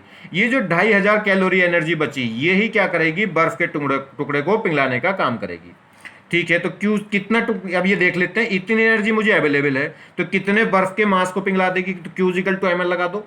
Q=ml क्यों, क्योंकि स्टेट चेंज करने का काम हो रहा है अब। जब तो एनर्जी कितनी उपलब्ध है मेरे पास, जो बची 2500। मास मुझे निकालना, लेटेंट हीट ऑफ फ्यूजन कितनी होगी बर्फ के लिए, वो 80 होगी, तो यहाँ 80 रखोगे, m निकालना, तो m हो जाएगा 25, यानी कि 2500/80, एक 0 कट होगा तो कितना बचेगा, 250/8। तो इतना ग्राम आइस का, इतना ग्राम क्या हो जाएगा, मेल्ट हो जाएगा। आइस थी कितनी, 100 ग्राम, इतनी क्या हो गई, मेल्ट। तो बची कितनी होगी, आगे बात समझ में नहीं, तो बर्फ कितनी बची होगी, 100 में से माइनस कर दो जो पिघल गई, क्लियर। इतनी बर्फ क्या है, बची होगी। पानी कितना हो गया होगा, पानी था कितना, 150 ग्राम, और इतनी बर्फ पिघल के क्या बन गई, पानी, तो ये पानी का ग्राम हो गया। तो इतने ग्राम पानी रह गया होगा कंटेंट में, और इतने ग्राम क्या रह गई होगी, आइस। और ओवरऑल टेम्परेचर इसका भी 0 डिग्री सेंटीग्रेड, इसका भी 0, तो ओवरऑल टेम्परेचर भी क्या हो जाएगा, पूरे कंटेंट का 0 डिग्री सेंटीग्रेड, क्लियर। नेक्स्ट, बस यही कॉन्सेप्ट लगाना है, कितना पानी से क्या हो रहा है, रिलीज हो रही है एनर्जी, और आइस को कितनी रिक्वायर्ड हो रही है, बस दोनों के इक्वल करिए, बराबर करिए, बैलेंस करिए उसको। 1 kg of ice at -20 degree centigrade is mixed with 5 kg of water at 20 degree centigrade, then calculate the final temperature of the mixture and also find out the content of the container, ठीक है। Same question है बिल्कुल। चलिए, water है, किस पे, 0 degree centigrade पे, तो यहाँ होगा कहीं 0 वाटर है और ये 100 वाटर है, तो इसके बीच में होगा कहीं। और कितना है, 5 kg। तो मैंने बताया वेट किस में लेके चलना है, ग्राम में, तो 500 ग्राम। ठीक। आइस कितनी है, 1 kg। 1 kg का मतलब 1000 ग्राम। और कितने टेम्परेचर पे, -20 पे, तो ये हो गई आइस। चलिए आइस को यहां से उठा के यहाँ और यहां से उठा के यहाँ लाओ, मतलब दोनों को, आइस को भी किस पे ले जाओ, 0 वाटर पे, और वाटर को भी किस पे ले आओ, 0 वाटर पे। मतलब 0 डिग्री सेंटीग्रेड वाटर पे ले आओ दोनों को। ठीक है, इसको भी उठा के 0 डिग्री सेंटीग्रेड वाटर पे, और इसको भी यहाँ। जब आइस को यहाँ से यहाँ लाऊंगा तो दो हीट चाहिएंगी, एक तो क्या है, स्पेस, यानी कि टेम्परेचर चेंज करने के लिए। आइस को 0 डिग्री से -20 से लेके कहाँ, 0 पे ले जाने के लिए। फिर क्या होगी दूसरे केस में, आइस 0 को आइस वाटर 0 डिग्री सेंटीग्रेड बनाने में। तो देखिए जी, तो हीट लॉस की बात कर लें, तो अगर हम बात करें हीट लॉस, यानी कि वाटर जब यहाँ से यहाँ आएगा तो वो लॉस करेगा, तो हीट लॉस होगी कितनी, Q is equal to MS delta T। MS क्यों, क्योंकि टेम्परेचर चेंज हो रहा है। क्या कर रहे हैं 5000 ग्राम वाटर को 20 डिग्री सेंटीग्रेड से किस पे ला रहे हैं, 0 डिग्री सेंटीग्रेड पे। तो मास तो कितना हो गया वाटर का, 5000 ग्राम। स्पेसिफिक हीट पानी के लिए कितनी होती है, 1। और टेम्परेचर में कितना चेंज हो रहा है, 20 का। तो कितनी एनर्जी रिलीज हो गई वहां से, ये हो गई जी कितनी, यहाँ से मल्टीप्लाई करेंगे तो ये हो गई 100 किलो कैलोरी। ठीक है, 100 किलो कैलोरी। देखिए किलो में लिया है क्योंकि जीरो कितने हो जाएंगे, 1 2 3 4, और एक जीरो ही आएगा मल्टीप्लाई करके 5 जीरो आएंगे। अगर किलो रखूंगा तो 3 जीरो गायब हो जाएंगे, कितना बचेगा, 100 किलो कैलोरी। इतनी एनर्जी मुझे रिलीज हो रही, जब लॉस हो रही है या रिलीज रिक्वायर्ड मिल रही है किससे, पानी से, जब पानी को 20 डिग्री सेंटीग्रेड से कहाँ ला रहा हूँ, 0 डिग्री सेंटीग्रेड पे। हीट गेन क्या होगी जी, गेन मतलब आइस करेगा ना गेन। तो देखिए आइस का 2 स्टेप होंगे, आइस के यहाँ से यहाँ और यहाँ से यहाँ। तो पहले तो आइस को आइस में ले जा रहे हैं, मगर टेम्परेचर -20 से 0 डिग्री सेंटीग्रेड में। तो ये क्या हुई, यानी कि कौन सा फॉर्म लगेगा, टेम्परेचर चेंज हो रहा था, M is equal to Q is equal to होगा MS delta T। Mass ice का है कितना, 1000 ग्राम। और आइस की स्पेसिफिक हीट कितनी होती है, हाफ, इनटू टेम्परेचर में चेंज कितना है, 20 का। तो यहाँ से कैलकुलेट करके आ गई 10 किलो कैलोरी। 10 किलो कैलोरी तो यहाँ जरूरत हुई। अब देखिए आगे, अब आइस को 0 डिग्री सेंटीग्रेड आइस से कहाँ ले जाऊंगा, 0 डिग्री सेंटीग्रेड वाटर पे। तो टेम्परेचर तो वही रहा, बस स्टेट चेंज हो रही है। तो आपके Q इक्वल टू लगेगा ML। मास तो आइस का कितना, 1000 ग्राम, और L कितनी होती है आइस की, 80। तो यहाँ से कितना हो गया, 80 किलो कैलोरी। 80 यहाँ और 10 यहाँ, कितनी जरूरत हुई, 90 किलो कैलोरी की। और वहाँ मिल रही कितनी, 100 किलो कैलोरी। तो इसका मतलब 10 एक्स्ट्रा मिल रही है। ठीक है, तो पूरी की पूरी बर्फ तो पिघल जाएगी, पूरी बर्फ भी पिघल जाएगी, और पूरी बर्फ 0 डिग्री सेंटीग्रेड पे भी आ जाएगी। अब सब पानी बन जाएगा।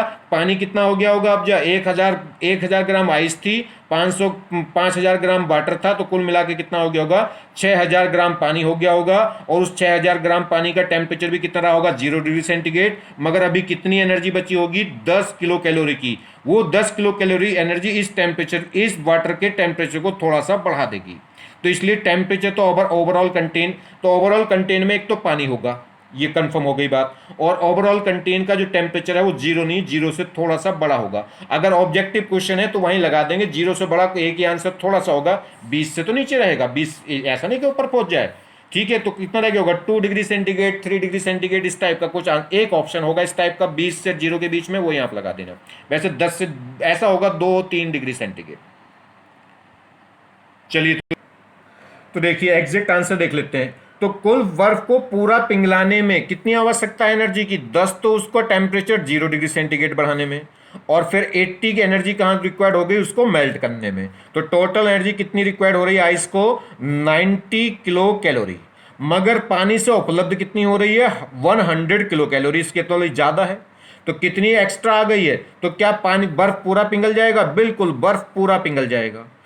ठीक है, तो फाइनल कंटेनर में क्या बचेगा, तो फाइनल कंटेनर में पानी बचेगा, क्योंकि वो पूरी की पूरी बर्फ पिघल गई होगी। अब जो पानी बचेगा वो पानी कितने ग्राम हो गया होगा, 500 ग्राम। तो पानी 5000 ग्राम तो पहले से ही था, मतलब 5 kg पानी तो पहले था, और 1 kg आइस मेल्ट हो गई होगी, तो कितना हो गया होगा, 6 kg। 6 kg का मतलब 600 ग्राम पानी। तो अब पूरे कंटेंट में क्या हो गया होगा, पानी हो गया होगा। कितना पानी का वेट कितना होगा, 6 kg, या कह सकते हैं 6000 ग्राम। ठीक, अब मगर पानी कितना हो गया मेरे पास, 6000 ग्राम, कितने डिग्री सेंटीग्रेड पे, 0 डिग्री सेंटीग्रेड पे। मगर एनर्जी कितनी बची है, 100 - 90, मतलब 10 किलो कैलोरी की एनर्जी बची है। वो एनर्जी इसके टेम्परेचर को बढ़ाएगी। तो कितना बढ़ा देगी, फिर लगा दो। टेम्परेचर बढ़ाने वाला, टेम्परेचर चेंज करने वाला फॉर्मूला है तो फॉर्मूला लगा देंगे, टेम्परेचर चेंज करेगा। Q is equal to M S delta T. Q कितनी अवेलेबल है मेरे पास, 10,000, वो 10 किलो कैलोरी, 10 तो ये रहा, किलो का मतलब किलो हटा दिया तो क्या हो गया, कितना कर देंगे, 10,000 कैलोरी। ठीक है, तो 10 किलो कैलोरी का मतलब है 10,000 कैलोरी। Q तो हो गई 10 कैलोरी। M कितना, मास कितना हो गया, अब जा 6,000 केजी टोटल पानी। और S क्या होगी, पानी के लिए S होती है 1। टेम्परेचर मुझे निकालना कितना चेंज होगा, T माइनस 0। तो यहां से सोल्व कर देंगे तो फाइनल टेम्परेचर कितना आ गया। अब फाइनल कंटेंट में पानी बचेगा और पानी का फाइनल टेम्परेचर कितना हो गया होगा, 5/3 डिग्री सेंटीग्रेड। वही मैंने बताया था, यानी कि 1 से थोड़ा सा 1 और 2 के आसपास। ठीक है, चलिए नेक्स्ट प्रॉब्लम देखिए, IIT 2006 में आई हुई है। ये कह रहा है इन ए इंसुलेटेड कंटेनर। इंसुलेटेड कंटेनर तो मतलब जानते हो, इंसुलेटेड का मतलब हीट ट्रांसफर नहीं होगी, यानी कि सिस्टम जो भी कुछ एनर्जी है वो बाहर नहीं जाएगी। जैसे आप कप में क्या कर दो, चाय भर के रख दो तो कुछ देर में ठंडी हो जाती है, तो इसमें ठंडी नहीं होगी। इंसुलेटेड का मतलब है कि सिस्टम और सराउंडिंग के बीच में कोई एनर्जी का ट्रांसफर नहीं होगा। यह कह सकते हैं, यानी कि जो दीवारें हैं, जो उसकी कंटेनर की दीवारें हैं, उनसे हीट ट्रांसफर नहीं होगी बाहर। इन इंसुलेटेड, ठीक है, इंसुलेटेड का मतलब हो गया कि यहाँ पे कोई भी ट्रांसफर नहीं करेगा, हीट ट्रांसफर नहीं होगी। In an insulated container 0.05 kg steam, इतने ग्राम तो भाप है। किस पे है स्टीम, भाप भी किस पे है, भाप जरूरी थोड़ी कि 100 डिग्री सेंटीग्रेड पे हो, उससे ऊपर टेम्परेचर होगा तब भी स्टीम ही होगी वो। तो कितना है, 373 केल्विन। हमारे पास 0.05 kg क्या है, स्टीम है, किस पे, 373 केल्विन। एंड 0.450 kg क्या है, आइस है, किस पे, 253 केल्विन पे। आर मिक्सड विद, देन इनको क्या कर दिया गया, मिक्स कर दिया गया with. Then calculate the final temperature of the mixture. तो टेम्परेचर, फाइनल जो मिक्सचर बना उसका टेम्परेचर पूछ रहा है। तो देखिए, तो ध्यान रखना, मैंने आपको बता रखा सारा काम हमेशा किस में करेंगे, ग्राम में, और टेम्परेचर किस में लेंगे, डिग्री सेंटीग्रेड में। ठीक है, और एनर्जी किस में लेंगे, कैलोरी में। चलिए आप क्या करें, ये डायग्राम तो ओरल एकदम बना ही लिया करो। मेरे पास आइस है, देखिए उसने क्या कहा, मेरे पास क्या है, स्टीम है। पहला केस किसका दे रखा है, स्टीम कितना, 0.05 kg। तो kg इतने स्टीम है, तो kg को तुरंत ग्राम में ले जाओ, तो एक 1000 से मल्टीप्लाई कर देंगे तो कितना आ गया, 50 ग्राम तो हो गई आइस। और किस टेम्परेचर पे है, 373 केल्विन पे। तो टेम्परेचर केल्विन में तुरंत डिग्री सेंटीग्रेड में कन्वर्ट करो। डिग्री सेंटीग्रेड में कैसे कन्वर्ट होगा, कितना माइनस कर देंगे, 273 माइनस कर देंगे तो कितना आ जाएगा, 100 डिग्री सेंटीग्रेड। अब दूसरा कंटेंट मुझे क्या दे रखा है, आइस, कितना है, 0.54 kg। तो ग्राम में कन्वर्ट करना है तो तुरंत 1000 से मल्टीप्लाई कर दो तो कितना आ जाएगा, ये 450 ग्राम। इतने ग्राम आइस हो गई, किस टेम्परेचर पे है, 253 केल्विन। तो डिग्री सेंटीग्रेड में कन्वर्ट करो तो 273 माइनस कर दो इसमें से, तो माइनस करूंगा तो कितना आ जाएगा, माइनस का 20। तो अब कैसा क्वेश्चन बन गया कि मेरे पास 50 ग्राम भाप है, कितने पे, 100 डिग्री सेंटीग्रेड पे, और कितना मुझे 450 ग्राम, 450 ग्राम, 450 ग्राम मेरे पास आइस है, किस टेम्परेचर पे, -20 डिग्री सेंटीग्रेड पे। बस करो। ये देखिए, ये क्या करें, आइस की बात कर लें। यहाँ देखिए आइस, यहाँ थी आइस कितनी थी, 450 ग्राम, और किस पे, -20 पे। और मेरे पास दूसरा स्टेप क्या था, ये स्टीम थी कितनी, 50 ग्राम, और किस टेम्परेचर पे, 100 डिग्री सेंटीग्रेड। दो सब्सटेंस हो गए, एक यहाँ बैठा है और एक यहाँ बैठा। इसको यहाँ ले आओ और यहाँ तक ले आओ, देख लेंगे, बाकी बाद में देखते हैं कि पहले यहाँ से कितनी एनर्जी रिलीज होती है। तो अगर हम बात करें हीट गेन, हीट लॉस की, चलिए यहाँ से यहाँ तक की हीट लॉस देख लो पहले, ठीक, वो कितनी आ रही उतना अंदाजा लगाते चले आएंगे।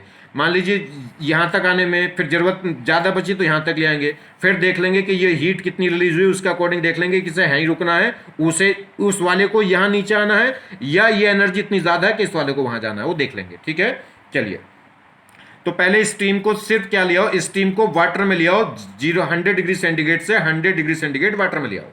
तो हीट लॉस कर रहे हैं स्टीम 100 डिग्री सेंटीग्रेड से वाटर 100 डिग्री सेंटीग्रेड में, तो सिर्फ स्टेट में चेंज हो रहा है।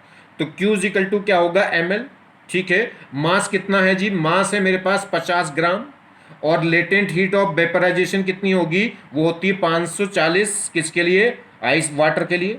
तो कितनी हो गया जी, यहां से निकल के आ गई ये 27,000 कैलोरी, या कह सकते हैं 27 किलो कैलोरी। इतनी एनर्जी लॉस हो गई अगर मैं क्या कर दूं, स्टीम को, भाप को 0 डिग्री सेंटीग्रेड से किस पे ले आऊं, 0 डिग्री सेंटीग्रेड वाटर पे ले आऊं, तो इतनी एनर्जी मुझे अवेलेबल हो जाएगी। चलिए गेन की बात करो, गेन किस में होगी, आइस में। तो आइस को पहले यहाँ से यहाँ ले गए, आइस को -20 डिग्री सेंटीग्रेड से 0 डिग्री सेंटीग्रेड पे ले गए, तो ये टेम्परेचर चेंज हो रहा है, तो कौन सा फॉर्मूला लगेगा, m=ms डेल्टा टी।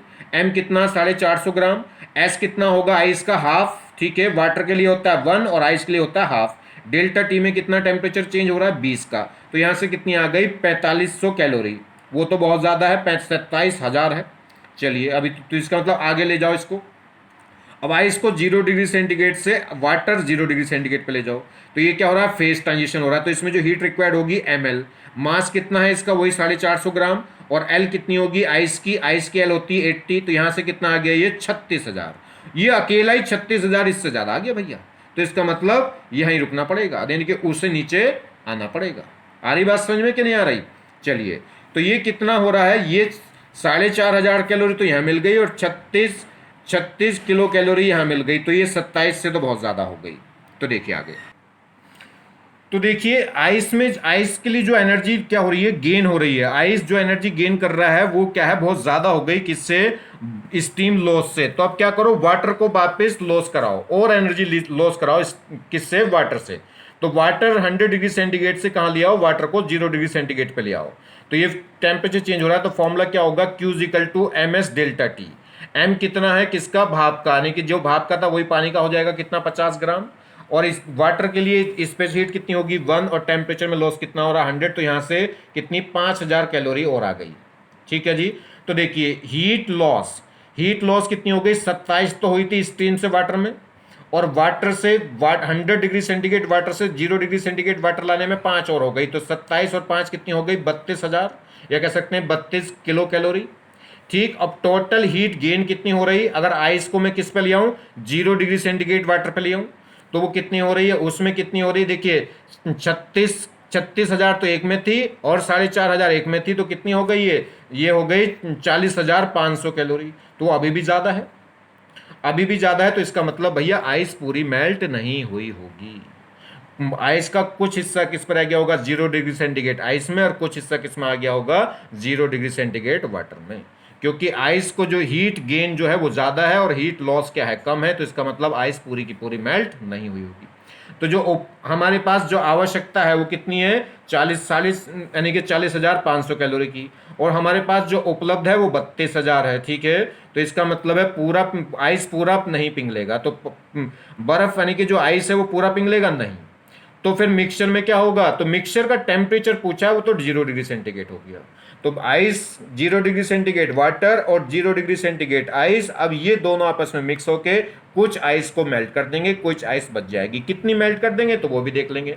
ये जो एनर्जी मुझे मेरे पास है कितनी 32 किलो कैलोरी, तो Q=m×L लगा दो, तो यहाँ से Q की वैल्यू पता है मुझे कितनी 32,000 कैलोरी, M मुझे पता है कितना, M आइस का कितना था जी 450 ग्राम, और L 450, देखिए Q मुझे पता है ये रही 32,000, L मुझे पता है इसके लिए कितनी 80, तो M निकल जाएगा, तो M जो निकल के आएगा यहाँ से वो M निकल के आएगा जो आइस मेल्ट हो जाएगी, तो कितनी आइस बची होगी उससे 450 में से M को माइनस कर देंगे तो वो आ जाएगी, जो मैंने पहले क्वेश्चन कराया फर्स्ट। ठीक है, तो फिलहाल इस क्वेश्चन में वो नहीं पूछ रहा था कि कितना अमाउंट कितना कंटेंट है, सिर्फ ये पूछ रहा था मिक्सचर का टेम्परेचर, तो मिक्सचर का टेम्परेचर तो हमें पता चल गया कितना रहेगा 0 डिग्री सेंटीग्रेड। क्वेश्चन पूछे कि सारी आइस पिघल जाएगी, नहीं, कुछ आइस पिघलेगी कुछ रह गई होगी, मगर ओवरऑल टेम्परेचर हाँ कितना आ गया होगा 0, क्योंकि स्टीम भी किस पे ले आए हम 0 वाटर पे, और भाप को भी और आइस को भी किस पे ले आए 0 डिग्री सेंटीग्रेड आइस पे ले आए हैं, उसमें से कुछ पार्ट क्या है पिघल जाएगा और कुछ रह जाएगा। नेक्स्ट ये कह रहा है a block of ice at -10 degree centigrade is slowly heated and convert to the steam at 100 degree centigrade, which of the following phenomena represent the correct curve। तो कर्व तो तुम बता ही दोगे, ये तो भाई मुझे नहीं आता। ठीक है, ये क्वेश्चन थोड़ा हार्ड है, ये मुझसे नहीं हो पाएगा, आप इसे देख लेना।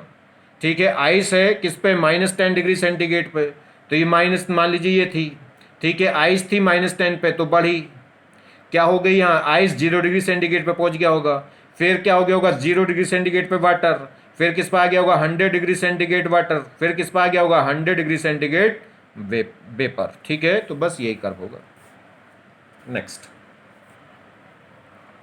देखिए यही होगा, ये नहीं, क्योंकि पहले टेम्परेचर चेंज होगा टेम्परेचर चेंज होने में स्लोप आता है, और जब फेज चेंज होगी तो आइस का पहले टेम्परेचर बढ़ेगा, फिर आइस का फेज चेंज होगा। जब भी फेज चेंज होता है तो वो हॉरिजॉन्टल होता है, उसका स्लोप क्या होता है, 0। फिर टेम्परेचर चेंज होगा वाटर का तो इसका स्लोप आएगा कुछ ना कुछ, और जब फिर वाटर का फेज चेंज होगा तो फिर क्या हो जाएगा, फेज स्लोप क्या हो जाएगा, 0। कभी इसको कर दो, ठीक है, या इसको कर दो, फाइनली स्लोप क्या होना है, 0 होना है। यानी कि फेज ट्रांजिशन, जहां भी फेज ट्रांजिशन होती है वहां कर्व क्या होता है, पैरेलल होता है इसके हॉरिजॉन्टल के।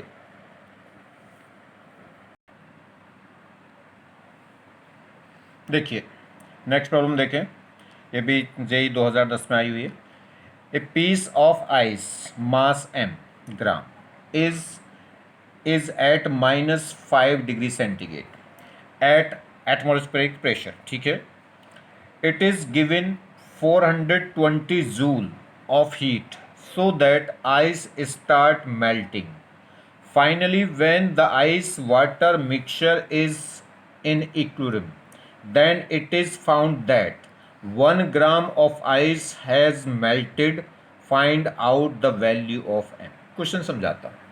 ये कह रहा है हमारे पास m ग्राम आइस का एक पीस था जिसका मास कितना था, -5, जिसका टेम्परेचर कितना था, -5 डिग्री सेंटीग्रेड। अब इस आइस के पीस को कितनी एनर्जी दे दी गई, 420 जूल की एनर्जी दे दी गई। एनर्जी दे दी गई तो मास आइस का कुछ पार्ट पिघल गया होगा, वाटर में आ गया होगा, तो कुछ रह गया होगा, कुछ पिघल गया होगा, ठीक है। और कितना पिघल गया, जब आइस के बीच में, आइस और वाटर के बीच में एक इक्विलिब्रियम मिक्सचर बन गया, तो उस जो मिक्सचर बना उसके बीच में एक इक्विलिब्रियम सेटअप हो गया, तो कह रहा है कि पाया गया कि 1 ग्राम आइस क्या है, हो चुकी है, मेल्ट हो चुकी है। यानी कि 1 ग्राम वाटर हो गया होगा और बाकी m-1 ग्राम क्या बचा होगा, आइस बचा होगा। तो कह रहा है ये बताइए m की वैल्यू क्या थी। तो सीधी सीधी सी बात है। तो देखिए कैलोरीमेट्री के अंदर क्या है, तो सारा काम हमें ये बार बार मैं बता रहा हूँ ये बातें। कैलोरीमेट्री के अंदर क्या है, तो मेन बात क्या है कि इसके अंदर सारा काम किस में करना है, कैलोरी में, कभी जूल में ले जाओ, और सारा मास किस में लेना है, ग्राम में, और टेम्परेचर किस में लेना है, डिग्री सेंटीग्रेड में। तो मुझे जो एनर्जी दी कि जो आइस पीस था उसको जो एनर्जी दी गई वो कितनी दी गई, 420 जूल, मगर इसे किस में लेकर आना, कैलोरी में, और 1 कैलोरी में कितने जूल होते हैं, 4.2 जूल। तो जो मेरे पास एनर्जी दी गई, यानी कि जो क्यू दी गई वो कितनी हो गई, वो हो गई 400 जूल को डिवाइड कर दूंगा 4.2 से, तो वो कितना आ गया, 100 कैलोरी एनर्जी दी गई, ठीक है। बस अब तो कुछ नहीं, ये graph ice water mixture equilibrium है, आइस वाटर मिक्सचर इक्विलिब्रियम है, तो ऑब्वियस ही बात है टेम्परेचर कितना हो गया होगा, 0, क्योंकि आइस और वाटर उन दोनों के बीच में एक इक्विलिब्रियम सेटअप हुआ है, तो इसका मतलब टेम्परेचर क्या रहा होगा, जैसे आइस है और वाटर है तो उनके बीच में इक्विलिब्रियम सेटअप होगा, तो टेम्परेचर क्या रहा होगा ओवरऑल मिक्सचर का, 0। ठीक करिए, आइस थी किस पे, माइनस आइस थी। देखिए ये तो ग्राफ मैंने कई बार बता ही दिया, ये ग्राफ भी आपको कई बार बता दिया। ये आइस होगी किस पे, -डिग्री सेंटीग्रेड पे, फिर ये आइस पहुंच जाएगी 0 पे, फिर ये वाटर हो जाएगा 0 पे, फिर ये वाटर 100 डिग्री सेंटीग्रेड पे, फिर ये स्टीम 100 डिग्री सेंटीग्रेड पे। ये भी मैंने बता दिया। आइस माइनस से कितने में, माइनस से किस में जाएगी, पहले 0 पे, ये हीट जो होगी वो रिक्वायर्ड होगी ms डेल्टा टी, फिर ये किस में जाएगी, आइस 0 से जाएगी वाटर 0 में, यानी कि हीट जो रिक्वायर्ड होगी वो ml में, फिर क्या होगा, 0, वाटर 0 से कहाँ जाएगा, ये वाटर 100 में, तो टेम्परेचर चेंज हो रहा है, तो फिर जो हीट रिक्वायर्ड होगी वो ms डेल्टा टी। यहाँ की जो एस है वो कितनी होगी, 1, और वहाँ की जो एस है आइस के लिए वो कितनी होगी, हाफ। यहाँ के लिए जो एल होगी वो कितनी होगी, 80, और यहाँ के लिए आप वाटर 100 डिग्री सेंटीग्रेड से स्टीम वाटर में ले जाऊँगा तो यहाँ की जो एल होती है वो 540 होती है। चलिए खैर, मेरे पास m ग्राम आइस थी किस पे, -5 डिग्री सेंटीग्रेड पे। तो पहले तो इसको किस पे लाया, 0 डिग्री सेंटीग्रेड पे ले आया पूरा, क्योंकि उसने कहा कि आइस वाटर इक्विलिब्रियम बना है। जब आइस का और वाटर का इक्विलिब्रियम होगा तो इसका मतलब फाइनल टेम्परेचर क्या होगा, 0 होगा। तो पहले तो सारे के सारे को, सारी की सारी आइस को किस पे ले आओ, 0 डिग्री सेंटीग्रेड पे ले आओ। तो m ग्राफ की जो आइस थी कितना टेम्परेचर था, -5 डिग्री सेंटीग्रेड। पहले इसको किस में कन्वर्ट कर दिया होगा, आइस 0 डिग्री सेंटीग्रेड में। तो -5 से 0 डिग्री सेंटीग्रेड करने में कितनी हीट रिक्वायर्ड होगी, m s delta T, m तो m है, s कितनी होगी आइस के लिए 1/2, और टेम्परेचर में चेंज कितना होगा 5। इतनी एनर्जी तो रिक्वायर्ड होगी इस वाले स्टेप में। अब उसने कहा कि आइस का 1 ग्राम था, तो कितनी मेरे पास m ग्राम थी, मगर 1 ग्राम क्या हो गया, वाटर में कन्वर्ट हो गया। तो आइस के 1 ग्राम को वाटर में कन्वर्ट होने के लिए कौन से वाटर में, 0 डिग्री सेंटीग्रेड वाटर में, तो कन्वर्ट होने के लिए कितनी एनर्जी रिक्वायर्ड होगी, वो क्या होगा, फेज ट्रांजिशन हो रहा है तो m इंटू एल। m कितना, 1 ग्राम आइस ही तो कन्वर्ट हुआ है, तो कितना m ग्राम था, मगर 1 ही ग्राम तो कन्वर्ट हुआ वाटर में, तो कितना कौन सा मास लेंगे, जो जिसका फेज ट्रांजिशन हो गया, तो कितना 1 और इंटू इसके लिए एल कितनी होगी, आइस के लिए एल कितनी होती है 80। ये टोटल एनर्जी, ये जो टोटल काम है ये किसने किया, जो एनर्जी इस टुकड़े को दी गई थी, कितनी एनर्जी दी गई थी 100 कैलोरी। क्लियर हो गई बात। तो ये क्या है, ये जो दोनों काम किए ये किसने किए, 100 कैलोरी एनर्जी ने। तो इजिकल टू क्या होना चाहिए 100, बस सोल्व कर लो, एक ही तो अननोन है एम, यहां से सोल्व करिए। तो ये 80 इधर गया, 100 माइनस 80 कितना बचेगा 20, ये हो गया m 5 m/2 इजिकल टू 20। तो m निकालना, तो 2 इधर कितना हो गया 40 और 5 अपॉन में, तो 40/5 कितना आ गया 8 ग्राम। तो जो आइस का टुकड़ा था वो कितना था 8 ग्राम का था। देखिए नेक्स्ट क्वेश्चन देखिए, इस the temperature of 100 gram of water is to be raise from 24 degree centigrade to 90 degree centigrade. मेरे पास 100 ग्राम वाटर था, उसका टेम्परेचर 24 डिग्री सेंटीग्रेड से बढ़ा के कितना कर दिया 90 degree centigrade by adding steam of it, इसमें कुछ स्टीम ऐड करके। Calculate the mass of the steam required for it purpose. ठीक है, तो इस पर्पस के लिए हमें कितने स्टीम जरूरत हुई होगी। स्टीम क्या है, तो स्टीम का टेम्परेचर नहीं दिया, तो इसका मतलब स्टीम का टेम्परेचर क्या होगा 100 डिग्री सेंटीग्रेड। ठीक है, तो मेरे पास 100 डिग्री सेंटीग्रेड की स्टीम है। वो कह रहा है मेरे पास 100 ग्राम वाटर था जिसका टेम्परेचर 24 डिग्री सेंटीग्रेड था, उसका टेम्परेचर बढ़ा के मुझे 90 डिग्री सेंटीग्रेड करना है। तो उसके लिए मुझे कितने ग्राम स्टीम इसमें जोड़नी पड़ेगी जिससे इसका टेम्परेचर 24 से बढ़ के कितना हो जाए 90 डिग्री हो जाए। चलिए देखिए, मेरे पास क्या था 100 ग्राम वाटर था किस पे 24 डिग्री सेंटीग्रेड पे। अब मैं क्या करूँगा, इसको वाटर को वाटर में रखूँगा, मगर टेम्परेचर क्या होगा 25 डिग्री सेंटीग्रेड से कितना कर दूंगा 90 डिग्री सेंटीग्रेड। अब जो अमाउंट है वो क्या होगा, ये वाटर 24 डिग्री सेंटीग्रेड से 90 डिग्री सेंटीग्रेड पे कब आया, 90 डिग्री सेंटीग्रेड वाटर पे कब आया, जब इसमें स्टीम ऐड कर दी। स्टीम नहीं तो करा होगा ये काम। तो यहाँ पे अब जो मास हो गया होगा, तो 100 ग्राम तो वाटर का प्लस स्टीम भी तो ऐड हुई होगी, इस स्टीम का भी तो मास होगा। तो ये अब जो टोटल मास होगा वहां पे इसमें फाइनली वो कितना हो गया होगा। और ये स्टीम भी अब 100 डिग्री सेंटीग्रेड पे नहीं होगी, ये भी इस पर आ गई होगी किस पे 90 पे। अगर इसे 100 पे छोड़ दोगे, इसे 90 पे, तो ये फिर बढ़ा देगी इसका टेम्परेचर। ठीक है, अब ये m मास की स्टीम और ये भी किस पर आ गई होगी 100 डिग्री सेंटीग्रेड पे।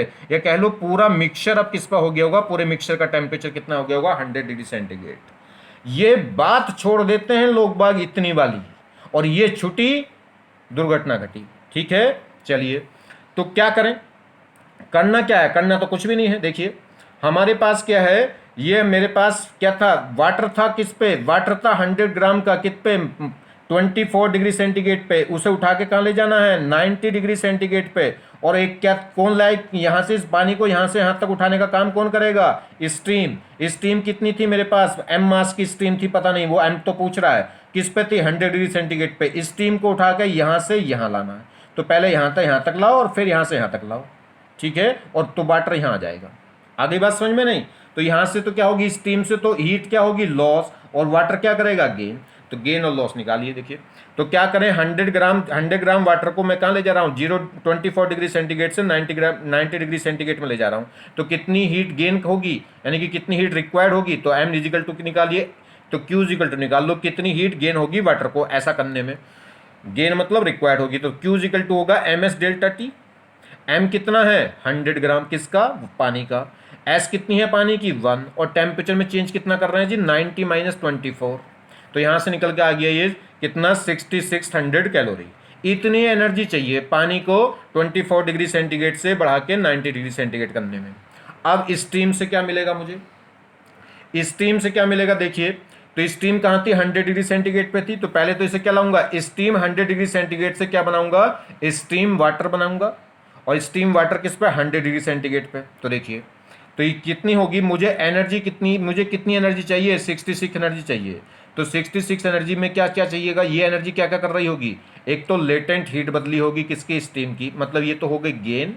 और ये लॉस निकाल लो, लॉस किस किस में निकालोगे, ये तो मैंने गेन निकाल लिया, लॉस अलग से निकाल लो, लॉस को और गेन को इक्वल कर देना। देखो इसे थोड़ी देर के लिए मैं छुपा लेता हूँ। तो लॉस कितना होगा, लॉस किस में होगा, स्टीम में। तो स्टीम में पहले तो क्या करेंगे, स्टीम 100 डिग्री सेंटीग्रेड से किस पे लाओगे 100 डिग्री सेंटीग्रेड वाटर पे। तो एम वो क्या हो गया, फेज ट्रांजिशन हो गया। देखिए यहाँ से जब स्टीम को 100 डिग्री सेंटीग्रेड से कहाँ लाओगे 100 डिग्री सेंटीग्रेड वाटर पर लाओगे, तो कितनी हीट रिक्वायर्ड होगी m इंटू एल। m कितना है मास ऑफ स्टीम, और l क्या होगी वाटर के लिए कितनी होगी 540, ठीक। प्लस फिर क्या होगा, इस वाटर को यहां से यहां लाना है, यानी कि 100 डिग्री सेंटीग्रेड वाटर से क्या लाना है 90 डिग्री सेंटीग्रेड वाटर। तो क्या होगा मास, कौन सा वाटर है ये, वही मास तो है जो स्टीम का है, ये स्टीम किस में बदल गई होगी वाटर में, और वाटर को तो क्या करेंगे ms डेल्टा टी। तो स्टीम का पहले क्या करेंगे लेटेंट हीट यानी कि फेज ट्रांजिशन, और फिर क्या होगा टेम्परेचर चेंज। स्टीम में दो काम होंगे, एक तो स्टीम क्या होगी 100 डिग्री सेंटीग्रेड से 100 डिग्री सेंटीग्रेड वाटर में जाएगी, और फिर 100 डिग्री सेंटीग्रेड वाटर से किस में आएगी 90 डिग्री सेंटीग्रेड वाटर में। तो क्या होगा, ये तो फेज ट्रांजिशन हो गया और ये टेम्परेचर चेंज हो गया। फेज ट्रांजिशन में एनर्जी कितनी लॉस होगी m इंटू क्यू, वो m इंटू एल, वो कितनी हो गई मास ऑफ स्टीम इंटू एल कितना हो गया वाटर के लिए 540, प्लस मास ये क्या होगा ms डेल्टा टी, m किसका स्टीम का मास, ठीक है, जो स्टीम का मास होगा वो इतना ही तो पानी का बना होगा 100 डिग्री सेंटीग्रेड पे, इंटू s क्या होगी वाटर के लिए 1, और टेम्परेचर में कितना चेंज करना है 10 का, क्योंकि 100 स्टीम को 100 डिग्री सेंटीग्रेड वाटर को कहाँ लाना है 90 डिग्री सेंटीग्रेड पे, तो कितना हो गया 10 का। तो ये होगा जो लॉस होगा वो कौन कौन सा होगा, ये होगा प्लस ये होगा, इन दोनों को मिला के इक्वल टू क्या होना चाहिए गेन। बस इस इक्वेशन को सोल्व कर दो, ये मुझे निकालना m, ये अननोन हो गया, ये बाकी सब कुछ पता है। तो यहाँ से निकल कर आ गया मास ऑफ स्टीम कितना, तो 12 ग्राम की स्टीम मुझे ज़रूरत होगी ऐसा करने में, ठीक है। तो ये क्या हो गया, ये तो हो गया देखिए 6600 तो क्या हो गया गेन, जो मुझे पानी को चाहिए, कौन से पानी को 100 ग्राम वाटर को 24 डिग्री सेंटीग्रेड से 90 डिग्री सेंटीग्रेड जाने में, और ये क्या होगी हीट लॉस होगी। हीट लॉस किससे, स्टीम से। तो स्टीम में लॉस दो होंगे, एक तो फेज ट्रांजिशन, पहले तो क्या होगा वो 100 डिग्री सेंटीग्रेड वाटर में आएगी, और फिर 100 डिग्री सेंटीग्रेड वाटर से कहाँ जाएगी 90 डिग्री सेंटीग्रेड वाटर में। तो ये क्या होगा गेन, इन दोनों को इक्वल करना है, तो इस वाले पार्ट को छोड़ना नहीं। तो इसलिए ग्राफ बहुत काम का है। तो यहाँ मिलेंगे कहीं, यहाँ लाना इस वाटर को यहाँ से यहाँ लाना, तो स्टीम को यहाँ से यहाँ लाएंगे और यहाँ से यहाँ लाएंगे। समझ में आ गई बात। चलिए देखिए, तो specific heat, heat capacity and water equivalent, ये तीन टर्म्स इसमें यूज होती हैं। हीट कैपेसिटी मैंने आपको बता दी। इस देखिए हीट कैपेसिटी क्या है, यूनिट ग्राम सब्सटेंस मतलब 1 ग्राम सब्सटेंस का, यूनिट डिग्री टेम्परेचर में राइज करने के लिए जो भी अमाउंट ऑफ हीट रिक्वायर्ड होगा उसे क्या बोलते हैं स्पेसिफिक हीट। किसी भी सब्सटेंस के 1 ग्राम का टेम्परेचर 1 डिग्री इन राइज करने में जो अमाउंट ऑफ हीट रिक्वायर्ड होगी उसे बोलते हैं स्पेसिफिक हीट। और हीट कैपेसिटी क्या है, if whole mass of the considerable, या कह सकते हैं जो भी अमाउंट दे रखा है, ठीक है, होल मास ऑफ कंसिडरेबल यानी कि इंस्टेड ऑफ यूनिट मास की जगह क्या लेना है होल मास। टोटल मास का टेम्परेचर 1 डिग्री इंक्रीज करने में जो हीट रिक्वायर्ड होगी उसे क्या बोलेंगे हीट कैपेसिटी। तो किसी भी सब्सटेंस के टोटल मास का टेम्परेचर 1 डिग्री इंक्रीज करने में जो हीट रिक्वायर्ड होगी वो कहलाएगी हीट कैपेसिटी, और किसी पर्टिकुलर 1 ग्राम के लिए जो रिक्वायर्ड होगा वो क्या कहलाएगी स्पेसिफिक हीट। अब ये क्या है वाटर इक्विवेलेंट क्या है, ये कुछ इसे क्वेश्चन में समझाऊंगा, ठीक है, इसे क्वेश्चन में समझेंगे। अभी एक क्वेश्चन देखिए बात समझ में आ जाएगा क्या है वाटर इक्विवेलेंट। तो ठीक है, तो एक हीट कैपेसिटी क्या हो गई थी, होल मास का टेम्परेचर 1 डिग्री सेंटीग्रेड इंक्रीज करने में जो heat total amount of heat required होती है उसे क्या बोल रहे थे हीट कैपेसिटी। तो हीट कैपेसिटी क्या हो गई m इंटू एस, ठीक है, M S delta T, delta theta तो 1 ही है, ठीक है, तो m हो गया और s हो गया, और स्पेसिफिक हीट है तो m की वैल्यू भी क्या हो जाएगी 1, तो सिर्फ s ही बचेगा, और वही क्या कहलाती है स्पेसिफिक हीट। चलिए एक क्वेश्चन देखिए, ये कह रहा है steam eight 100 degree centigrade is passed into the calorimeter in which 1.1 kg of water is filled and temperature of the container is 50 degree centigrade, ठीक है, कितना है 15 degree centigrade. if the water equivalent of the calorimeter is 0.02 kg, then calculate the mass of the steam required to raise the temperature of the container up to 80 degree centigrade. Question क्या है, ये कह रहा है एक steam है जो किस पे 100 डिग्री सेंटीग्रेड पे है, पास करी गई किस में से कैलोरीमीटर में से, उस कैलोरीमीटर के अंदर कितना वाटर भरा है 1.1 kg वाटर फिल है, और और जिस कंटेनर में वाटर भरा है उस कंटेनर का टेम्परेचर कितना है 15 डिग्री सेंटीग्रेड, मतलब पानी जो उसमें भरा है उसका टेम्परेचर कितना है 15 डिग्री सेंटीग्रेड है। If the water equivalent of the contain calorimeter का जो वाटर इक्विवेलेंट है वो कितना है 0.02 kg है। Then calculate mass of steam, तो कह रहा है कितनी स्टीम हमें चाहिए क्या करने के लिए, required to raise the temperature of container, कौन सा कंटेनर जिसमें पानी भरा हुआ है, उसका टेम्परेचर कितना बढ़ाने में, तो कह रहा है कि कितने ग्राम स्टीम चाहिए जो क्या करे कंटेनर का टेम्परेचर 15 डिग्री सेंटीग्रेड से बढ़ा के कितना कर दे 80 डिग्री सेंटीग्रेड कर दे। अब ये वाटर इक्विवेलेंट क्या है जी, तो वाटर इक्विवेलेंट कुछ नहीं है, यहीं समझा रहा हूँ। एक वाटर का वेट दे रखा है कि कंटेनर के अंदर इतना पानी है, और एक दे रखा वाटर इक्विवेलेंट, तो कुछ नहीं करना, ये जो वाटर इक्विवेलेंट है इसके अमाउंट, इस अमाउंट को वाटर के वेट में जोड़ देना है। तो टोटल वाटर का जो वेट होना है दिस प्लस दिस हो जाना, बस बात खत्म हो गई। तो जो भी इक्विवेलेंट दिया हो उस इक्विवेलेंट को वाटर के वेट में ऐड कर दो, टोटल वाटर का आ जाएगा। तो देखिए इस क्वेश्चन में नया क्या है, वाटर इक्विवेलेंट, इसमें एक नई टर्म आई है। तो वाटर इक्विवेलेंट क्या है, तो यह यानी कि क्वेश्चन, तो यह क्या है, तो यह होता क्या है, तो वाटर इक्विवेलेंट क्या होता है, तो आपको क्या करना है, यह क्वेश्चन, इस क्वेश्चन को कैसे करेंगे, ये क्वेश्चन को ये कैसे इफेक्ट करेगा, कौन, वाटर इक्विवेलेंट। तो कुछ नहीं इफेक्ट करेगा, कुछ नहीं करेगा, बस क्या है क्या नहीं है छोड़िए, सीधी सी एक बात समझिए, दिए गए वाटर इक्विवेलेंट को पानी के साथ ऐड कर दो और भूल जाओ बस, ठीक। तो वाटर का क्या था जी, वाटर का अमाउंट कितना दे रखा था मुझे 1.1 kg वाटर दे रखा था, और इक्विवेलेंट कितना दे रखा है, वाटर इक्विवेलेंट कितना दे रखा है 0.02 kg, बस दोनों को ऐड करके यानी कि अब कुल वाटर कितना हो गया मेरे पास 1.12 kg हो गया। और kg को हम किस में लेके चलेंगे, ग्राम में, तो 1000 से मल्टीप्लाई करेंगे 1000 से, तो कितना हो जाएगा 1120 ग्राम, इतना पानी हुआ, बात खत्म बस। अब मुझे इतने ग्राम पानी का टेम्परेचर था कितना 15 डिग्री सेंटीग्रेड, कितना कहाँ ले जाना है इसके टेम्परेचर को बढ़ा के 80 डिग्री सेंटीग्रेड पे। तो 15 डिग्री सेंटीग्रेड से 80 डिग्री सेंटीग्रेड पे टेम्परेचर बढ़ाने में कितनी एनर्जी रिक्वायर्ड होगी, कितनी एनर्जी गेन होगी इस पर, तो कितनी एनर्जी से रिक्वायर्ड होगी, तो देखिए Q इक्वल टू क्या लगाएंगे MS delta T, MS delta T क्यों, क्योंकि टेम्परेचर चेंज हो रहा है। M कितना है 1120 ग्राम, S कितना है पानी के लिए 1, और टेम्परेचर में चेंज कितना 80 - 15, तो ये क्या हो गया, इतनी तो हीट मुझे क्या होगी रिक्वायर्ड होगी, ठीक है जी, इतनी हीट मुझे क्या है रिक्वायर्ड है। अब ये हीट रिक्वायर्ड मिलेगी किससे, स्टीम से, स्टीम से किस पे, कहाँ स्टीम किस पे है 100 डिग्री सेंटीग्रेड पे, तो सेम वही पुराना क्वेश्चन आ गया। अब जो हीट लॉस होगी वो क्या करेंगे, हीट लॉस कैसे निकालेंगे, steam 0 degree steam 100 degree centigrade से किस में लाएंगे, पहले वाटर 100 डिग्री सेंटीग्रेड पे, तो उसमें जो हीट रिलीज होगी वो कौन सी होगी ml, m तो कितना होगा निकालना है, l क्या होगा 540, ठीक। अब क्या होगा, पानी स्टीम आकर रुक गई वाटर पे 100 डिग्री सेंटीग्रेड पे, मगर वाटर फाइनल ये वाला वाटर किस पे है 80 डिग्री सेंटीग्रेड पे, तो स्टीम वाले वाटर को भी कहाँ लेकर आना है 80 डिग्री सेंटीग्रेड पे। तो आप क्या करेंगे, वाटर 100 डिग्री सेंटीग्रेड से डाउन करेंगे किस पे, वाटर 80 डिग्री सेंटीग्रेड पे।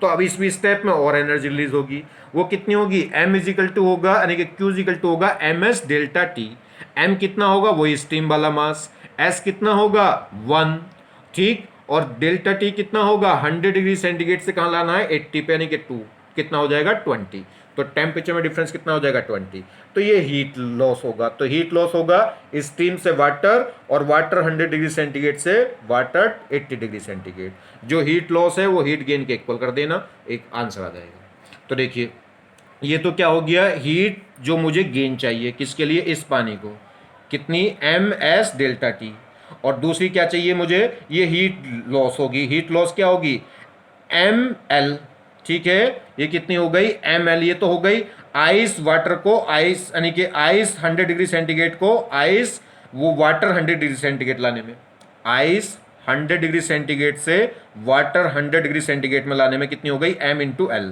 M तो हमें निकालना, L कितनी है 540, प्लस फिर क्या करूंगा MS delta T, MS delta T क्यों, क्योंकि जो 100 डिग्री सेंटीग्रेड वाटर है उसको वापस कहाँ लाना है 80 डिग्री सेंटीग्रेड को, उसको भी, तो M हो गया इंटू S कितना हो जाएगा 1, और डेल्टा टी कितना हो जाएगा 20, तो बस ये तो हो जाएगा हीट गेन, ये वही तो हो जाएगा हीट लॉस, और वो हो जाएगा हीट गेन, दोनों को इक्वल कर देंगे 100 हो जाएगा, तो कितना आ गया 130 ग्राम। तो देखिए लास्ट इसमें एक बात और सीख लो ये कह रहा है analysis of heat curve. Heat curve तो ये आपको समझ में आएगी। ये आइस का टेम्परेचर बढ़ाने का ग्राफ, फिर ये आइस को मेल्ट करने का, फिर ये वाटर का टेम्परेचर बढ़ाने में, और फिर ये वाटर को वेपराइज करने में। ठीक है, तो देखिए यहाँ पे ग्राफ ऊपर उठ रहा है, फिर यहाँ हॉरिजॉन्टल, फिर ऊपर उठा, फिर यहाँ हॉरिजॉन्टल। अगर यहाँ कुछ ना कुछ स्लोप है और यहाँ स्लोप क्या है, जीरो, यहाँ फिर कुछ ना कुछ स्लोप है और यहाँ फिर स्लोप क्या है, जीरो। तो देखिए अगर हम स्लोप की बात करें तो ये क्या है, heat supply at the constant rate. अगर मान लीजिए कह रहे हैं heat is supply at a constant rate P, इस सिस्टम को हीट क्या है, हम एक कांस्टेंट रेट पी से क्या कर रहे हैं, सप्लाई कर रहे हैं। मतलब हीट रेट मतलब हीट पर यूनिट टाइम। तो हीट पर यूनिट टाइम किसके इक्वल है, पी के, या हीट कह लो क्या हो गया, पी इंटू डेल्टा टी। चलिए तो यहाँ पे देखिए अगर मैं बात करूँ, ये ओ पॉइंट दे दिया, इसे मैं ए पॉइंट दे दिया, इसे बी पॉइंट दे दिया, इसे सी, इसे डी। तो अगर मैं ओ ए कर्व की बात करूँ, ओ ए कर्व की, तो वो क्या होगा, उसमें टेम्परेचर चेंज हो रहा है, तो उसके लिए फॉर्मूला होगा Q equal to M S delta T. Q को मैं क्या लिख सकता हूँ, अभी हीट को क्या लिख सकता हूँ, पी इंटू डेल्टा टी, जहाँ पी क्या है, रेट ऑफ हीट। ठीक है, रेट ऑफ सप्लाई हीट, ये ठीक है। तो क्या हो गया, P into delta T, M S delta T. यहाँ से मैं अगर एस निकालूँ तो एस निकालूंगा तो वो क्या हो जाएगा, देखिए पी डेल्टा, देखिए पी अगर मैं क्या निकालूं, ये इसका स्लोप कैसे निकलेगा, किसी भी कर्व का स्लोप क्या होता है, perpendicular quantity divided by horizontal quantity. Perpendicular quantity कौन है, टेम्परेचर यानी कि डेल्टा थीटा, और स्लोप कौन है, यानी कि टाइम के साथ में हीट जा रही है इसे। ठीक है, तो अगर मैं क्या करूं, परपेंडिकुलर टेन स्लोप होता है टेन थीटा मतलब परपेंडिकुलर अपॉन बेस, तो स्लोप क्या होगा, डेल्टा थीटा अपॉन टी होगा स्लोप। इसका स्लोप अगर मैं देखूं तो होगा delta T upon delta theta upon delta T. तो delta theta upon delta T क्या है, स्लोप है, तो मैं यहां से delta theta upon delta T निकाल दूं, तो डेल्टा थीटा को डेल्टा टी से डिवाइड करूंगा तो ये एम एस कहां पहुंच जाएगा, नीचे। तो पी एम एस, देखिए P कांस्टेंट है, यानी कि हीट रेट सप्लाई कांस्टेंट है, और मास फिक्स होगा, तो कौन चेंज होगा, S की बात करें तो यहाँ पे जो डेल्टा टी है यानी कि slope, delta theta upon delta T क्या है, स्लोप है, तो स्लोप डायरेक्टली प्रोपोर्शनल हो गया किसके, डायरेक्टली प्रोपोर्शनल क्यों, जो कांस्टेंट है उन्हें हटा दो, तो डायरेक्टली प्रोपोर्शनल हो गया किसके, 1/s के, और S क्या है, स्पेसिफिक हीट है। तो बस ये इंपॉर्टेंट बात है, इसे ध्यान रखना है कि अगर हम बात करें स्लोप की, तो स्लोप इन्वर्सली प्रोपोर्शनल है किसके, स्पेसिफिक हीट के। तो जितनी ज़्यादा स्पेसिफिक हीट जितनी ज़्यादा होगी उतना स्लोप क्या होगा, कम। अगर स्पेसिफिक हीट क्या है, देखिए स्पेसिफिक हीट ज़्यादा है तो एक ग्राफ क्या होगा, नीचे गिरेगा। स्पेसिफिक हीट अगर कम है तो ग्राफ क्या होगा, ऊपर उठेगा। मतलब जितनी ज़्यादा स्पेसिफिक हीट होगी उतना ज़्यादा हमें क्या चाहिएगा, उतना जितनी ज़्यादा स्पीड हीट होगी उतना क्या होगा, स्लोप क्या होगा, कम होगा। स्लोप कम होगा तो इसका मतलब ज़्यादा हीट देने पे कम टेम्परेचर बढ़ेगा, या कह सकते हैं temperature 1 degree centigrade temperature rise करने में ज़्यादा हीट देनी पड़ेगी या ज़्यादा वक्त लगेगा। तो ध्यान रखना है इसका जो स्लोप है वो इन्वर्सली प्रोपोर्शनल होता है किसके, स्पेसिफिक हीट के। जैसे जैसे स्पेसिफिक हीट बढ़ेगी वैसे वैसे क्या होगा, स्लोप घटेगा। स्पेसिफिक हीट जितनी कम स्पेसिफिक होगी, स्पेसिफिक हीट जितनी कम होगी, इसका मतलब क्या है कि कम हीट देने से टेम्परेचर ज़्यादा बढ़ जाएगा, या कह सकते हैं 1 डिग्री सेंटीग्रेड टेम्परेचर कम हीट देने पर कह सकते हैं जल्दी बढ़ जाएगा, और जल्दी बढ़ने का मतलब स्लोप ज़्यादा हो जाएगा। दूसरा यहाँ का स्लोप देखिए, यहाँ तो स्लोप क्या है, जीरो है, और इस जब यहाँ स्लोप जीरो है, देखिए स्लोप जीरो का मतलब आप स्लोप को क्या रखो, जीरो, और कोई भी टर्म्स जीरो कब हो सकती है, जब ये अपोन में क्या हो, इन्फिनिटी। अगर आप स्पेसिफिक हीट निकाल लो जीरो स्लोप पे, तो अगर स्लोप को जीरो कर दो तो स्पेसिफिक हीट कब हो, ये जीरो कब हो सकता है, जब 1/इन्फिनिटी हो, यानी कि स्पेसिफिक हीट क्या हो, इन्फिनिटी। यही बात मैंने बताई थी, जब भी फेज ट्रांजिशन होता है तो वहाँ पे टेम्परेचर चेंज नहीं होता, हीट का सारा पार्ट केवल फेज ट्रांजिशन में जाता है, वो हीट टेम्परेचर बढ़ाने में नहीं जाता, क्योंकि उस कंडीशन पे स्पेसिफिक हीट क्या होती है, इन्फिनिटी, और ये इन्फिनिटी हो जाएगी तो स्लोप क्या हो जाएगा, जीरो। क्लियर। अब ये बात याद भी ना रहे तो भी निकाल सकते हो। आपको दिख रहा है कि यहाँ पे स्पेसिफिक हीट क्या हो गई, मैक्सिमम, तो स्लोप क्या हो गया, मिनिमम। कम से कम स्लोप क्या हो सकता है, जीरो, और जीरो स्लोप कब हो रहा है, जब इस स्पेसिफिक हीट क्या होगा, इन्फिनिटी। तो इससे भी याद रहेगा आपको। ठीक। दूसरा, स्लोप जैसे जैसे बढ़ेगा वैसे वैसे स्पेसिफिक हीट घटेगी, यानी कि इन्वर्सली है।